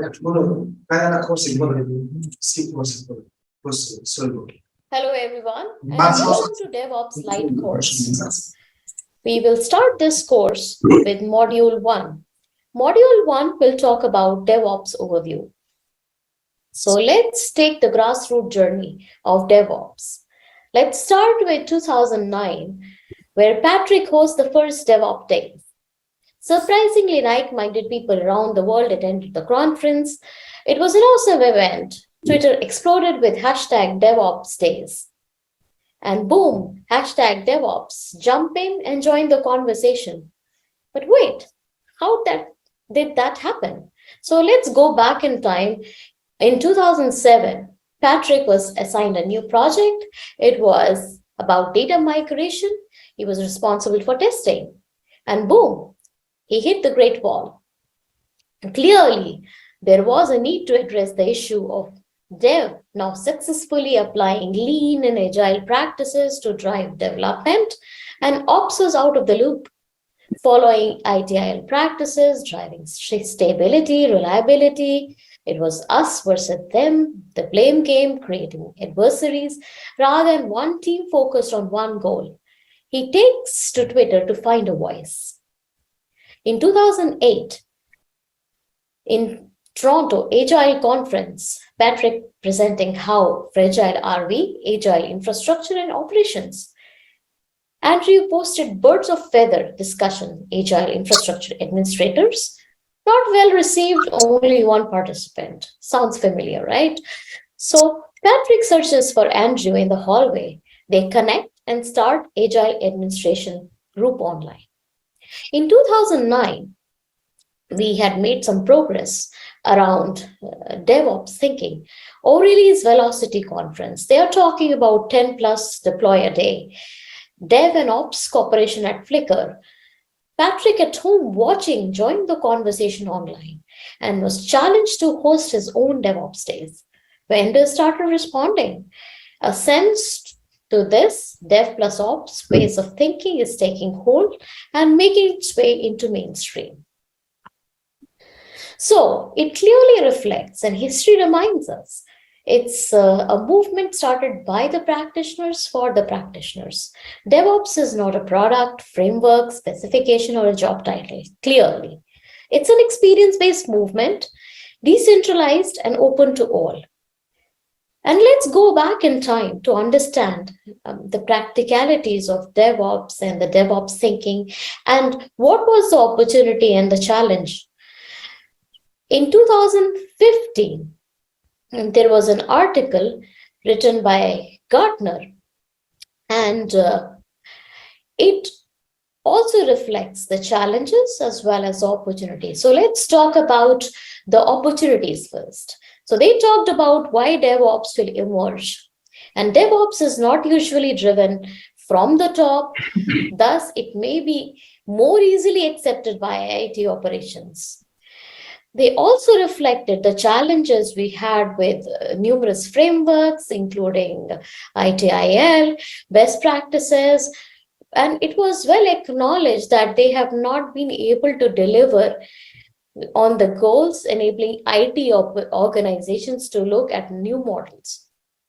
And growing interest in tools like Chef, Puppet back in time also helped to simulate demand for open source solutions-based management. But wait, there were challenges as well, which Gartner mentioned. Why DevOps will not emerge? The cultural change are the hardest to implement, and DevOps required a significant rethinking of IT operations, conventional wisdom. And this is large. And there was a large body of work with respect to ITIL and other frameworks and best practices that was already accepted within the organization. Back in time, open source management tools, which were aligned with that thinking and approach of DevOps, had not seen significant enterprise market share and traction. So there were opportunities as well as challenges. But where did this story took us? Let's discuss some of the micro trends in the industry which enable this movement. And obviously, we will talk about the specific DevOps practices which are aligned to software development, planning, developing, deploying, testing, and delivering software solutions. But there is a broader conversation and broader complexity which was outside the code. And this complexity was beginning to reflect from various aspects. 3 pillars we have reflected here in the slide. Open source tooling. There was a diversity in portfolio. Companies had started to realize the power of digital transformation and how software would play an important role in that. Continuous everything thinking and mindset, and that shift has begun. The scale and lifetime of solutions, products, services had shortened. And lastly, the legacy environment. Large organizations still carry that legacy environment and footprint. So the complexity of making it, taking it from a holistic perspective was large. There was another aspect, that emerging technology ecosystem with IoT, AI, data, edge computing was in making. And the third pillar was evolving deliveries. So obviously, the cloud service providers have emerged, cloud enabled deliveries were kind of adopted. Hybrid cloud environments are progressing faster than we think. And also, from a technology perspective, there was more acceptance towards modern ways of approaching software development and operations. So container-based infrastructure, microservices, the shift from monolithic environment to microservices, and developments like serverless technologies had also enabled evolution of delivery organizations to look at different ways of delivering software. Clearly, a very, very complex ecosystem has emerged. But you must be thinking that, how DevOps plays an important role in this. So just to give you a reflection from a market proposition, DevOps engineers are among the top 10 notable tech roles today. More than 4,651 job openings in 2019 to 129,000 in 2022 in United States alone. So clearly the race of DevOps hiring is on. And there is a plethora of skill set which are required in order to kind of ensure that you have that skill, capability, and knowledge to drive this role in as required from the industry standpoint. And there is a lot of traction on upskilling, reskilling. The global skill wheel from DevOps Institute shows these 5 skills, which are automation, human, technology, leadership, and process and framework skills, which have been considered as top 5 skill capabilities and top 5 skills for DevOps roles. So again, this is an emerging role. DevOps is enabling organizations, and the power of possibility, the organization, when they are preparing for digital transformation together with DevOps, they have a bigger opportunity to succeed with the agility which is demanded by today's modern organization landscape. So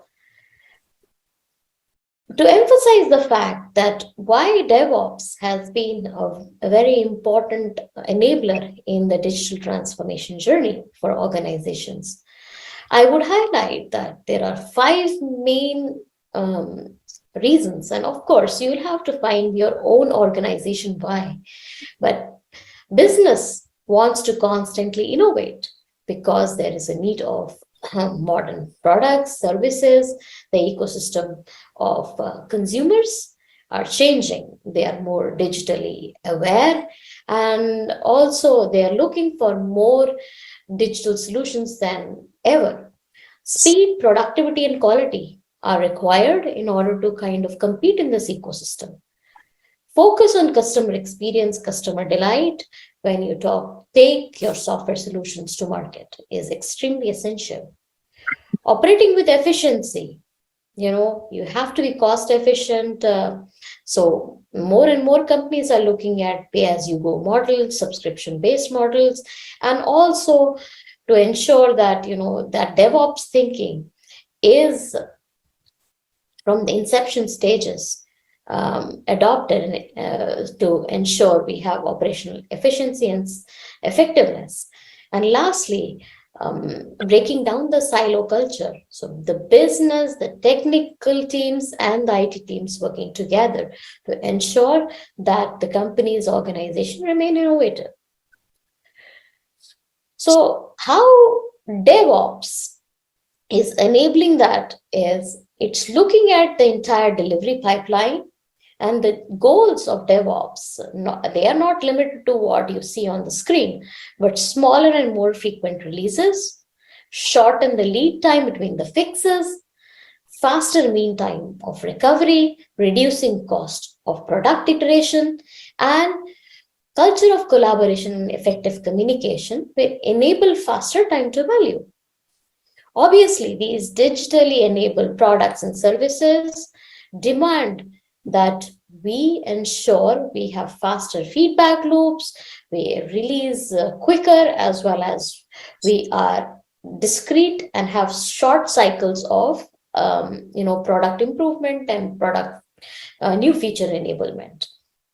So again, DevOps plays an important role as we go and move towards the next decade. Now, we will talk about the DevOps values, how DevOps ensured that these goals are accomplished. So there are 5 values which DevOps has advocated. Culture of shared goals that characterize an organization. We'll talk more about these. Automation. Automate everything that is repeated, because we want to save our developers, our IT organization from burnout. Lean. Eliminate the waste and optimize as much as possible. Measure. Performance matrices, people and process matrices. Do not overdo things. Build what is needed, as well as measure these discrete small improvements. Sharing, constant collaboration across the teams. And this creates a culture of continuous improvement for everything. Now, when we talk about collaboration, building that culture that unlocks the potential of teams through collaborating and harnessing the relationships to maximize business outcome. So the business teams, the IT teams, the technology teams, the product owners, they share the same goals and objectives. Also, consider lean practices to eliminate waste and add efficiency. Avoid death by overproduction, context switching, eliminate management overheads for features which no one cares about. So it is extremely important to build that feedback loop and also continuous experimentation. Sharing, set clear goals, make it shareable, prepare the teams, break down the lateral, horizontal, hierarchical barriers, develop goal-oriented cross-functional approach, which naturally brings alignment. Automation, understanding the critical flow, complementing it with tooling and upskilling, which model integrity in systems while becoming more transparent and consistent. Measurement, mechanism to communicate and analyze how improvements has helped achieve business outcome and supporting cultivation of best practices which help gain momentum in the right direction. So, what are the key principles of DevOps? We will talk more about it. Flow, the first way, feedback, the second way, and experimentation, the third way. These 3 ways of DevOps are advocated by the Phoenix project. flow, feedback, and continuous experimentation.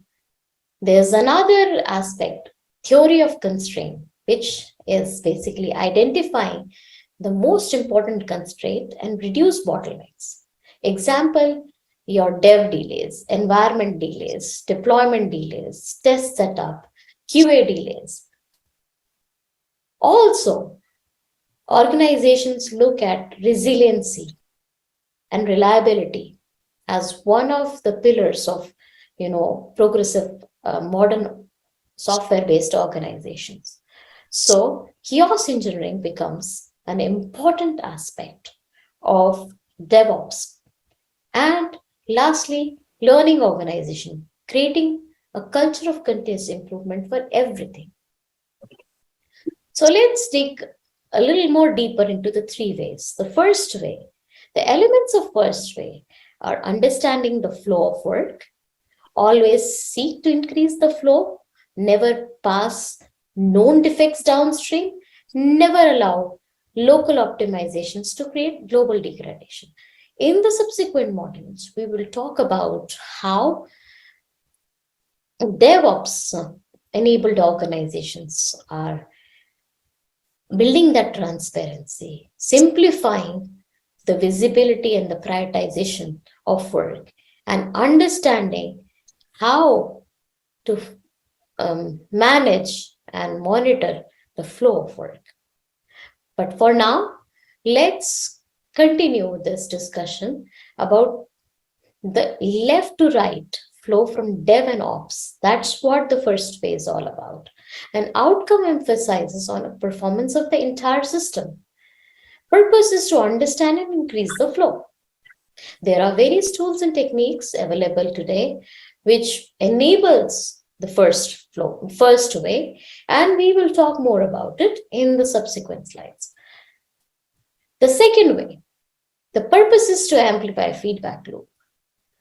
It's the right to left feedback loop, and outcome is to identify areas of improvement. The methods to provide feedback, there are many: automated testing, peer reviews, monitoring, dashboard, matrices, and feedback would enable quick course correction and also enable our developers to ensure they prioritize the backlog in line with the need of the consumer. The third way, the purpose is to encourage experimentation and repeated learning. The elements of third way, experimentation, taking risk with the aim to improve, allow people to fail.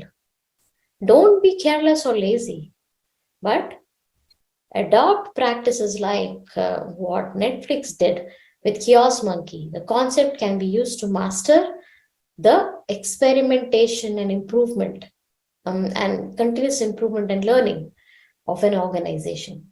The outcome is to extract learning from work.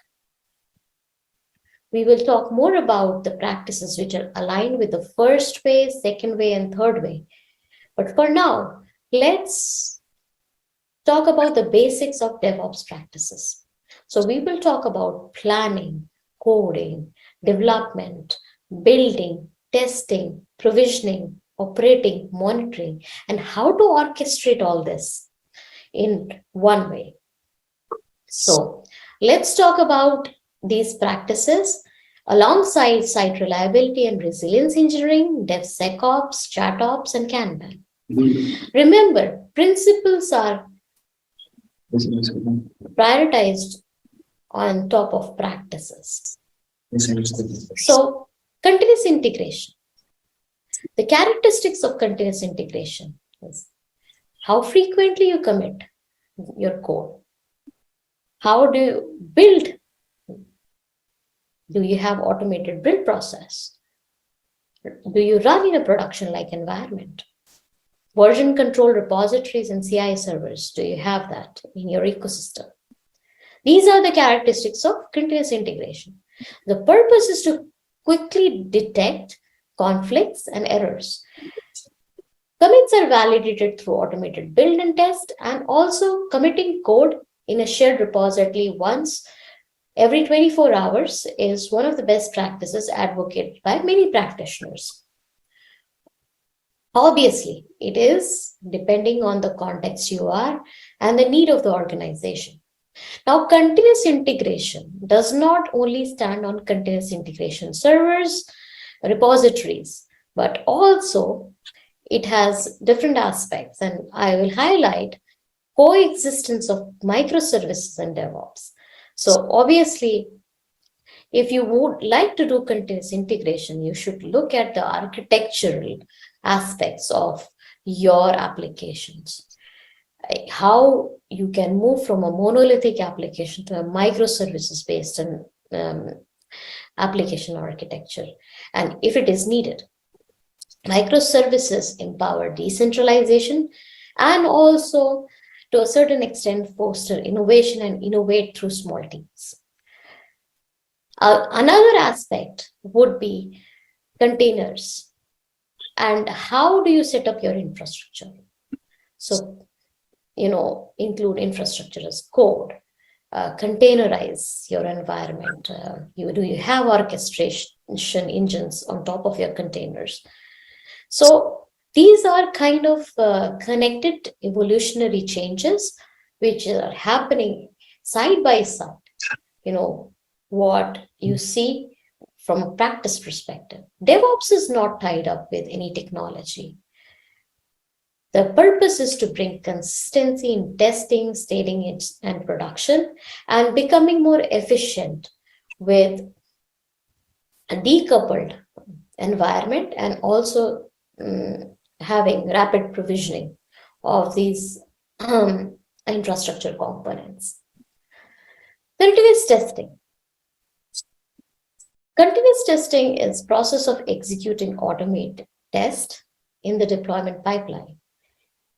The purpose is to reduce the impact and cost of defects. The test can be functional, non-functional. There are various types of testing: test-driven development, performance testing, end-to-end testing, security testing. At the end of the day, isolating risk in target areas early and effectively is the purpose of continuous testing. Continuous delivery. Characteristics of continuous delivery. Software is in deployable state in the entire life cycle. Team prioritize keeping software in a deployable state. Get fast and automated feedback. Ability to do frequent deployments. It is needless to say that with this, DevOps delivers on Agile Manifesto as well. The purpose is to get quick feedback from the users, and software, when it becomes always in releasable state, you can imagine that code branches should be short-lived, right? So let's talk more about continuous deployment then.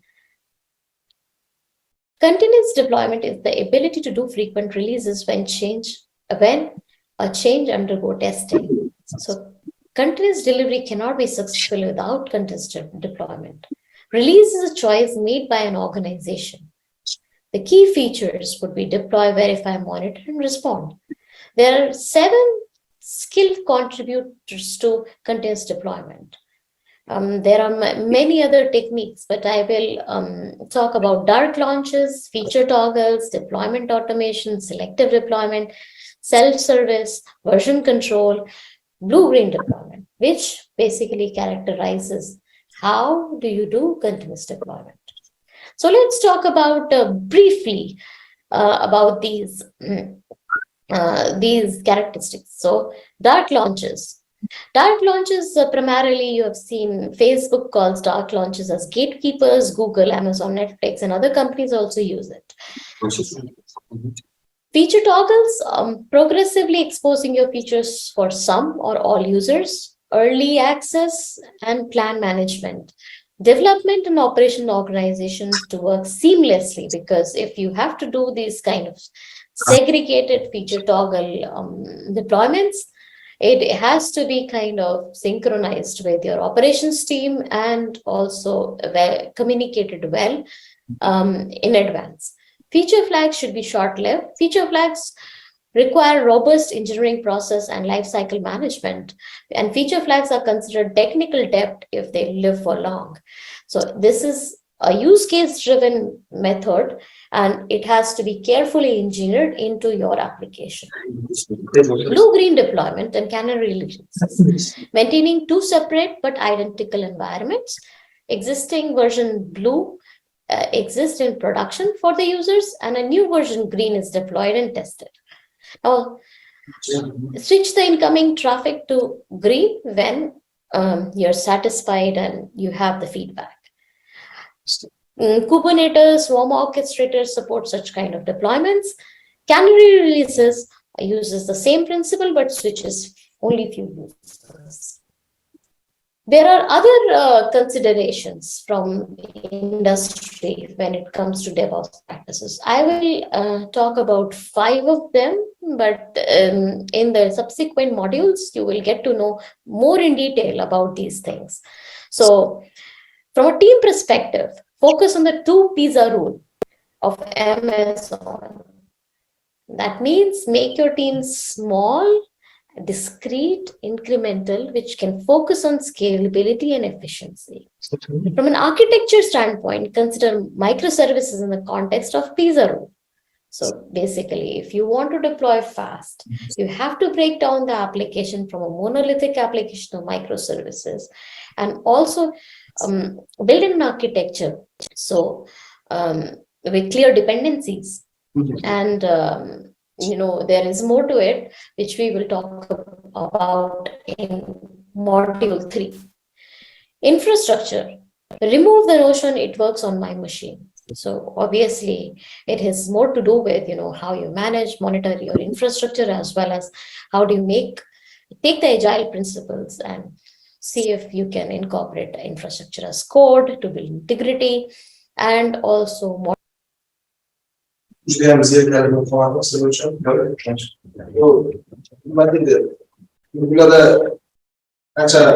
Çok katta proyektler kurulup, katta kampanyalar infrastruktur haqida gap ketadi.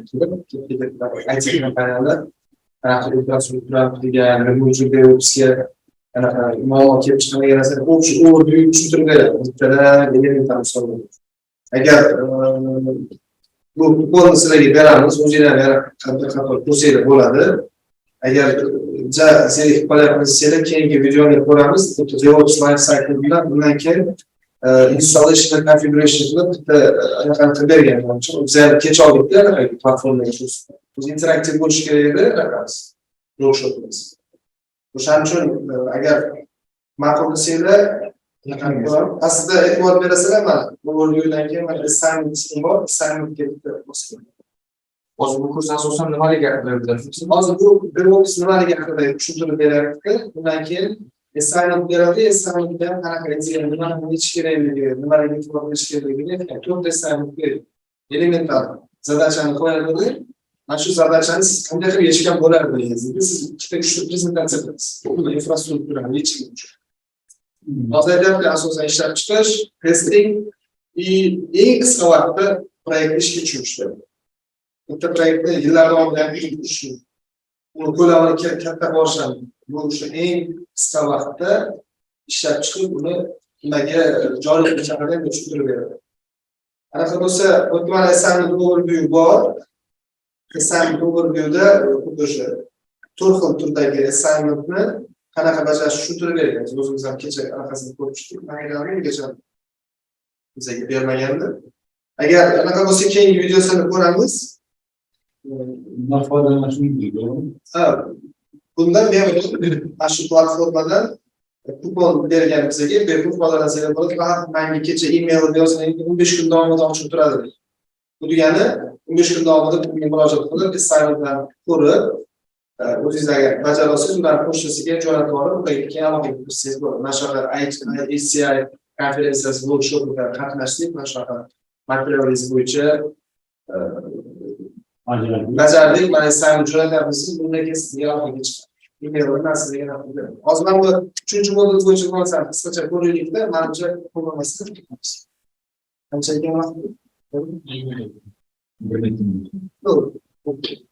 Manimcha o'sha architectural principle, installation ham practical qismi. Ozroq ko'raylik, o'shani men balkim xulosa qilamiz. Welcome to Module 3A, where we talk about architectural principles, installation, and configuration. Let's get started. So here we talk about the principles to master at the team level and then at the organization level. And it all starts with enterprise alignment. It is aligning the software delivery lifecycle to what the enterprise is seeking to do for its end customers and users. And it's very important to do this alignment right up front and then periodically along your transformation journey, because the entire software development lifecycle, the DevOps movement, all of this is to serve the end customer and the journey of the enterprise towards that end customer, right? So we are not here to just do things for the fun of them. We are here to make our users' life better and more richer and to serve the goals of this enterprise.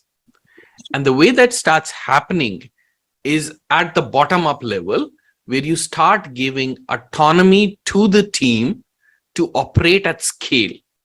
And how do you do that?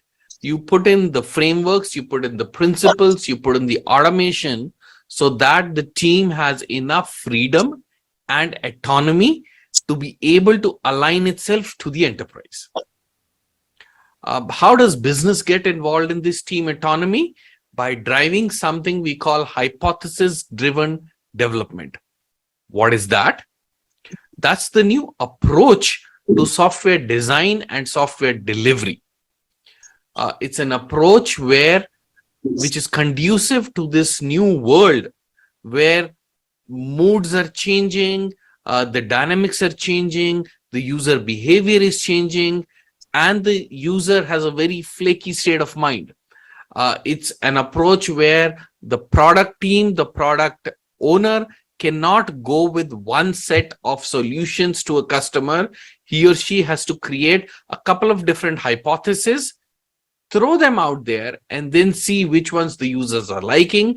These hypotheses can be in terms of functionality, in terms of user experience, in terms of user design, in terms of product choices, multiple levels. But the idea is you create a bunch of hypotheses, throw them out there in the world and see how your users are reacting. And for the ones that picking up traction, you take that and then you run with it. That's basically the whole mode of hypothesis-driven development. All of this for the reason of giving continuous value to customer. Why would you worry about that? Because that is exactly the goal of what we are trying to do, to give value to the customers. How do you do that? Another way of doing that is by obsessive measurement. Obsessive measurement across all levels of the enterprise. Obsessive measurement on value to customer, on customer engagement, on customer response. Obsessive measurement on the old dynamics of time, cost, and quality. That's a given. Obsessive measurement on things like how is my application behaving, how stable is my application, on the entire observability piece, and then different dimensions to that. How is that achieved? By putting in a service reliability culture. What do I mean by that? Traditionally, a developer's mindset is, hey, I've coded this piece of application, I'll throw it over the wall, not my problem anywhere. You guys go figure. The service reliability culture that we're trying to bring in force is to say, I code it, I build it, I maintain it. So there's no more throwing stuff off the wall. If what you write is crappy, if the service reliability decreases, it is your problem, because you will get that call at 2 a.m. in the morning where there is an issue with the reliability. So you are responsible for the performance of what you created, for the reliability of what you created. That's the mind shift that we're trying to do across the entire software development lifecycle, right from the developer to the product guys, to the test automation QA guys, to the operations people, everybody. And how do you achieve that? Through obsessive prioritization. What does that mean?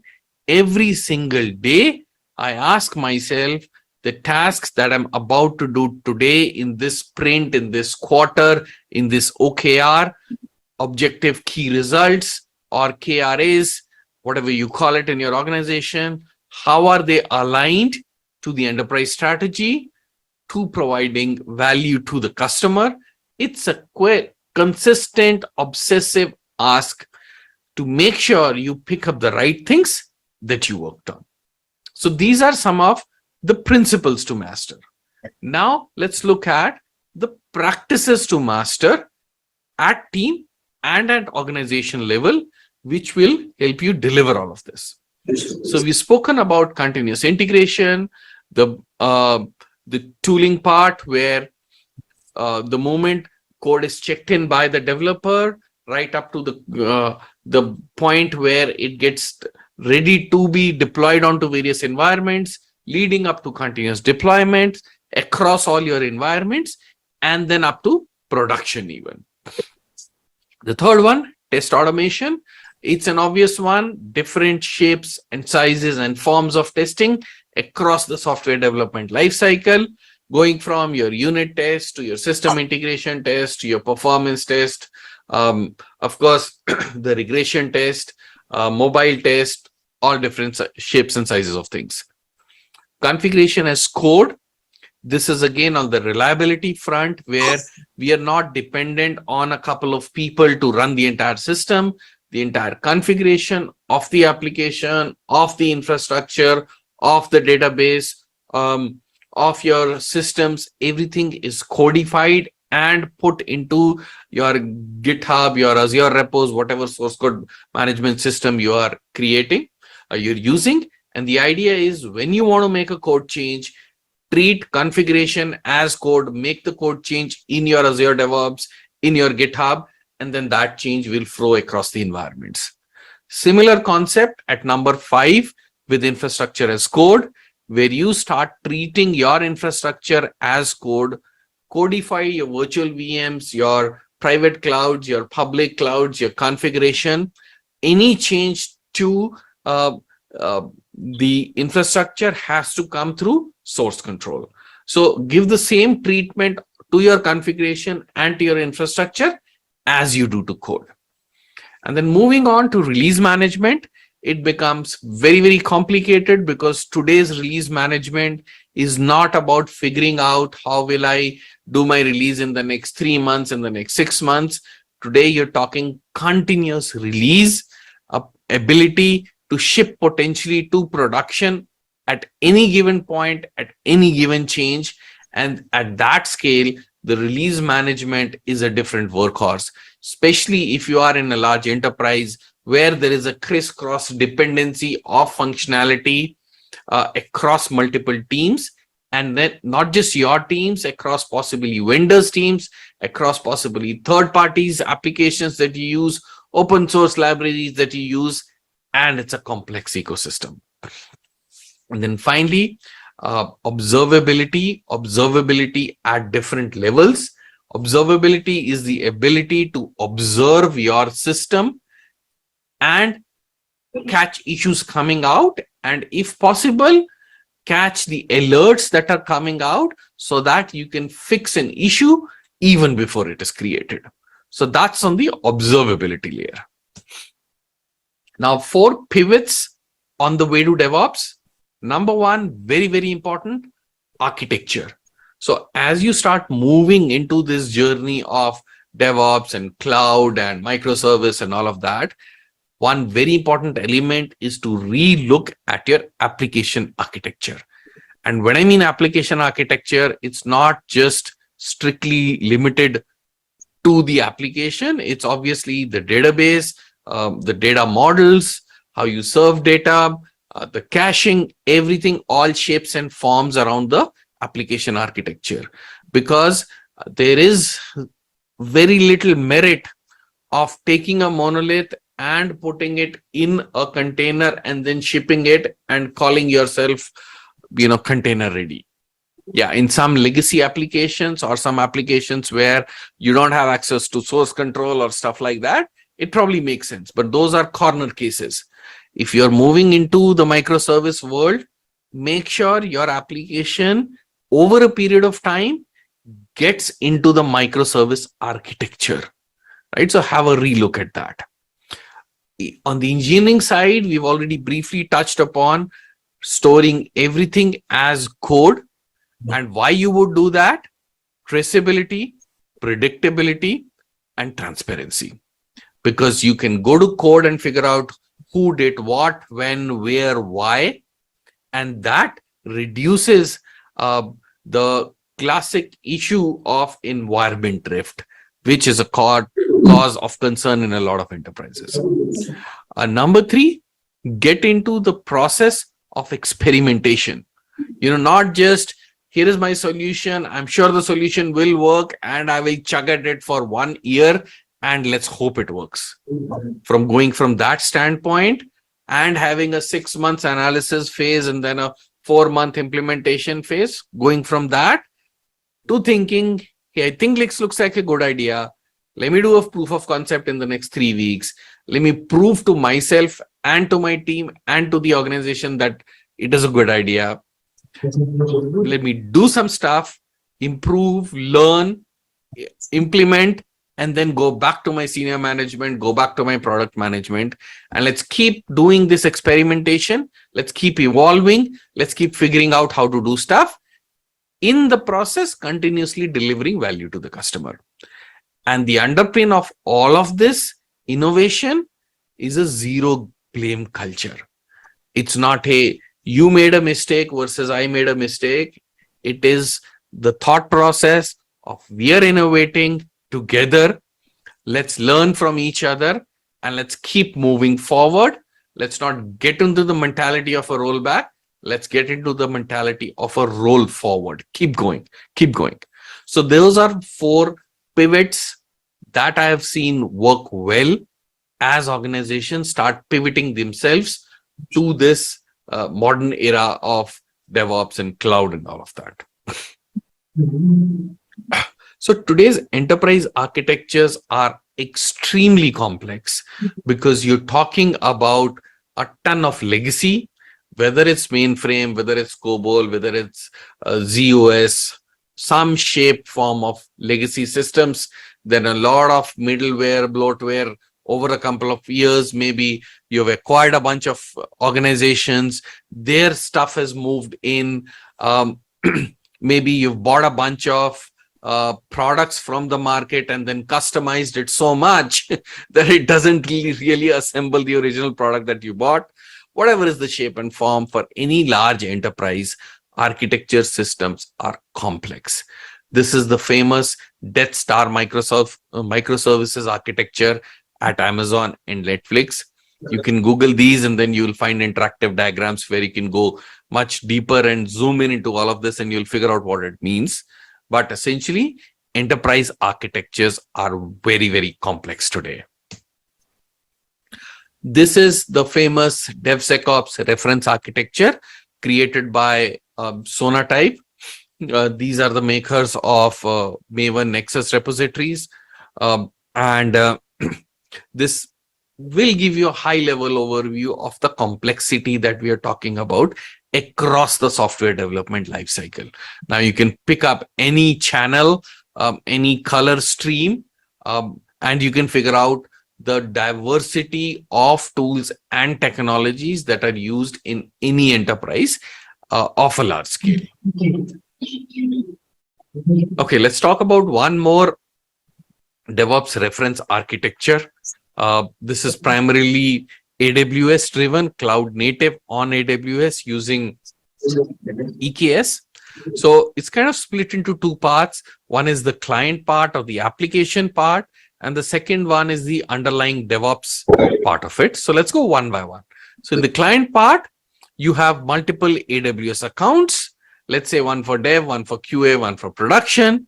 Within each account, you would have a separate VPC. Within the VPC, you would have the application firewall, the WAF, and that leading to the load balancer. Now, within each load balancer, you would direct traffic to the front-facing Nginx. This is coming to the private cloud EKS, where our application is hosted. So the front-facing Nginx, which is routing to different parts of the application, let's say the accounting, the billing, the logistics, so on and so forth.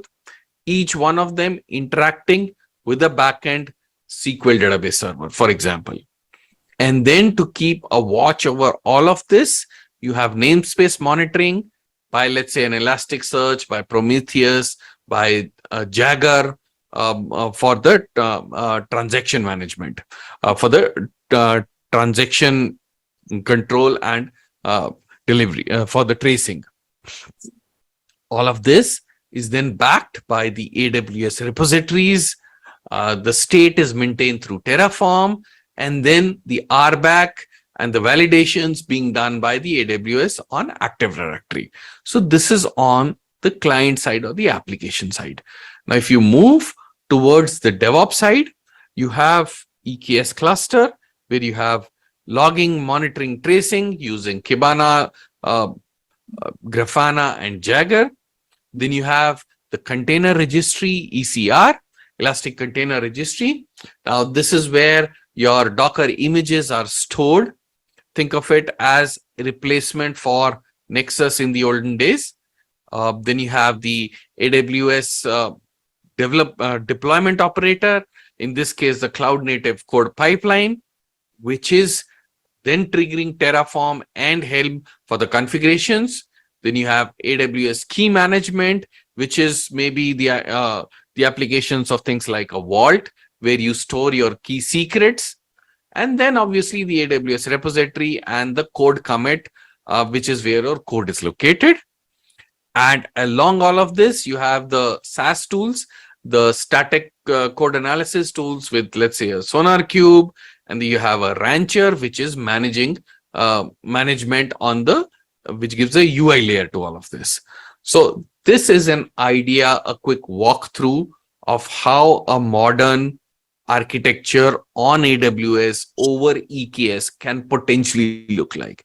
Now, this is obviously a very, very simple application. In terms of the application, it's fairly simple because we've not gone into multiple layers of the application itself and how that's served. On the DevOps side also, it's fairly simple. There are a bunch of other things that we can go into, but this kind of gives you an overview of what we're talking about. Here is another reference architecture, much more simplistic view. For example, if you're, let's say, the code side, your code is probably in Git, your Jira is running your sprint planning, your documents are in Confluence. If you come to the test side, let's say you have JUnit doing your unit testing, Selenium doing your functionality testing, right? Let's say if you go to the monitoring side, you have Nagios for monitoring, Splunk and Datadog, right? If you go to the operate side, maybe your Kubernetes is running your clusters, your configuration management is done by Ansible. Probably you have a bunch of Chef thrown in there as well. So this is another simplistic view of how a DevOps reference architecture could look like. Now let's come to the reference architecture that we will set up in our lab. So you have a developer here at number one. The developer commits code to the source control system. This could be for a new feature. This could be for fixing a defect. And then the code reviews happen, right? Again, within GitHub itself. The moment that happens and the code is merged into the right branch, the continuous integration server is listening onto them, and that triggers a bunch of things. That triggers static code analysis using SonarQube. That triggers unit testing using JUnit. And then it uses the build tool. So it uses the build tool, let's say Maven, to start building the binary, the artifact, the jar war in Maven case, a very simple example, right? And then at step 8, you are ready to do the continuous deployment. You deploy onto one environment, maybe onto a higher environment. And this is a very simplistic CI/CD pipeline with all the tool set listed. We will also set up all of these tools and the pipeline for a simple open source Java application. And then we will demonstrate all of this as well.